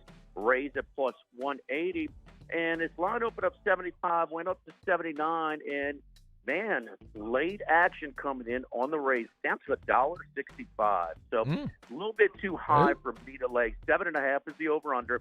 It opened up 8. It peaked up to 8.5 immediately, but it's going down to 7.5. Rays have been a big under team. All 7 of their games in the league championship series went under the total. And so looking at the run line, minus 1.5 is plus 134. If you got the Dodgers, it's minus 164 if you take the 1.5 in the Rays. So had a little series before it started. Was looking for a value, but the value was with the favorite, the Dodgers, at plus 350 to win the whole thing before the playoffs started. So I'm sitting on that personally. But tonight, I like minus 1.5 plus $1.34. How about this for you, Matt? Okay. David versus Goliath. The top 7 hitters in the Rays lineup, 6 of them make minimum wage. 1 guy makes $1 million. The top 7 in the Rays lineup. Mookie Betts makes 20, Seager makes 14, Justin Turner makes 19 million. We go on and on. So Charlie Morton, they did spend money on him. He makes 15 million. Well, what about their other two starters too? Blake Snell, he'll get paid, but only 1.6 million. Tyler Glass, no tonight starter, minimum wage. So this is kind of a miracle that the Rays have put this together.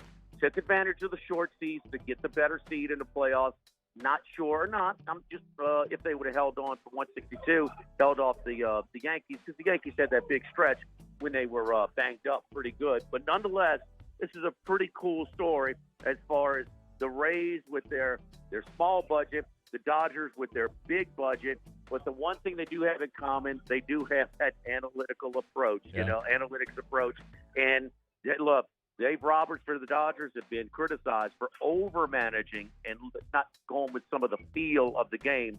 We'll see how it goes tonight. So, with this new kind of in vogue openers where you just rotating guys, pitching an inning or two, the opener approach. Yeah. The Rays are the ones that started. Yeah. And so Kevin Cash is pretty good at it, but he will have a 3-starter rotation in this series. But it's going to be a good one. I think I got the Dodgers in 6. The Dodgers in 6, and I like them minus the run line tonight. Both Hunters hitting the football yesterday to go 10-4, so that little trend is kind of calmed down after the odds makers juiced up those odds so much. Otter Locks, Jimmy Ott. Catch him with Game Time with Jimmy Ott following us. Thank you, Otter. Hey, I've got the Dow Rimple. Don't get it. It's not good. Get the burn side. Musa, what did you learn? The Phillies played 2-inning scrimmages. How about that? Paul, what did you learn? Someone thinks Sam Darnold to replace Drew Brees is a good idea. Matt, what'd you learn? Along those lines, Daniel Jeremiah should be fired. See you tomorrow. AFR. Brought to you by Shawbills Tire and Auto Service, ShawbillsTire.com. 18 locations in South Louisiana. Find the location nearest you at ShawbillsTire.com. And while you're at the website, that website being ShawbillsTire.com, super easy to use. You can search tires by vehicle, by size of the tire, by brand. Really easy to shop for tires at the website. Also, you schedule service. I'm coming up due for an oil change, and no, I don't change my own oil, so maybe I'm not a real man. I don't care. But that's why Shawbills exists. I take my car to Shawbills and let them do it for me. ShawbillsTire.com to schedule maintenance, oil service, tire rotation, whatever you need done to your vehicle. You can go to the website, and you can schedule service. Right on the center of the homepage. You'll see it, schedule service, boop, and then you fill out the form, what you need done, what time you want to drop it off, and then it's ready for you. ShawbillsTire.com, ShawbillsTire.com. 18 locations, find the location nearest you. Shawbills, where we keep you rolling.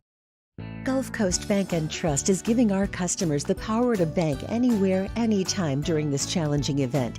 And we're right there with you. Our mobile banking app is a smart way to manage your money and time. Gulf Coast Bank and Trust, the bank that cares about you. At All-Star Toyota, you get it all. If you're in the market for an all-new Toyota vehicle, come see our friendly and knowledgeable sales team at All-Star Toyota.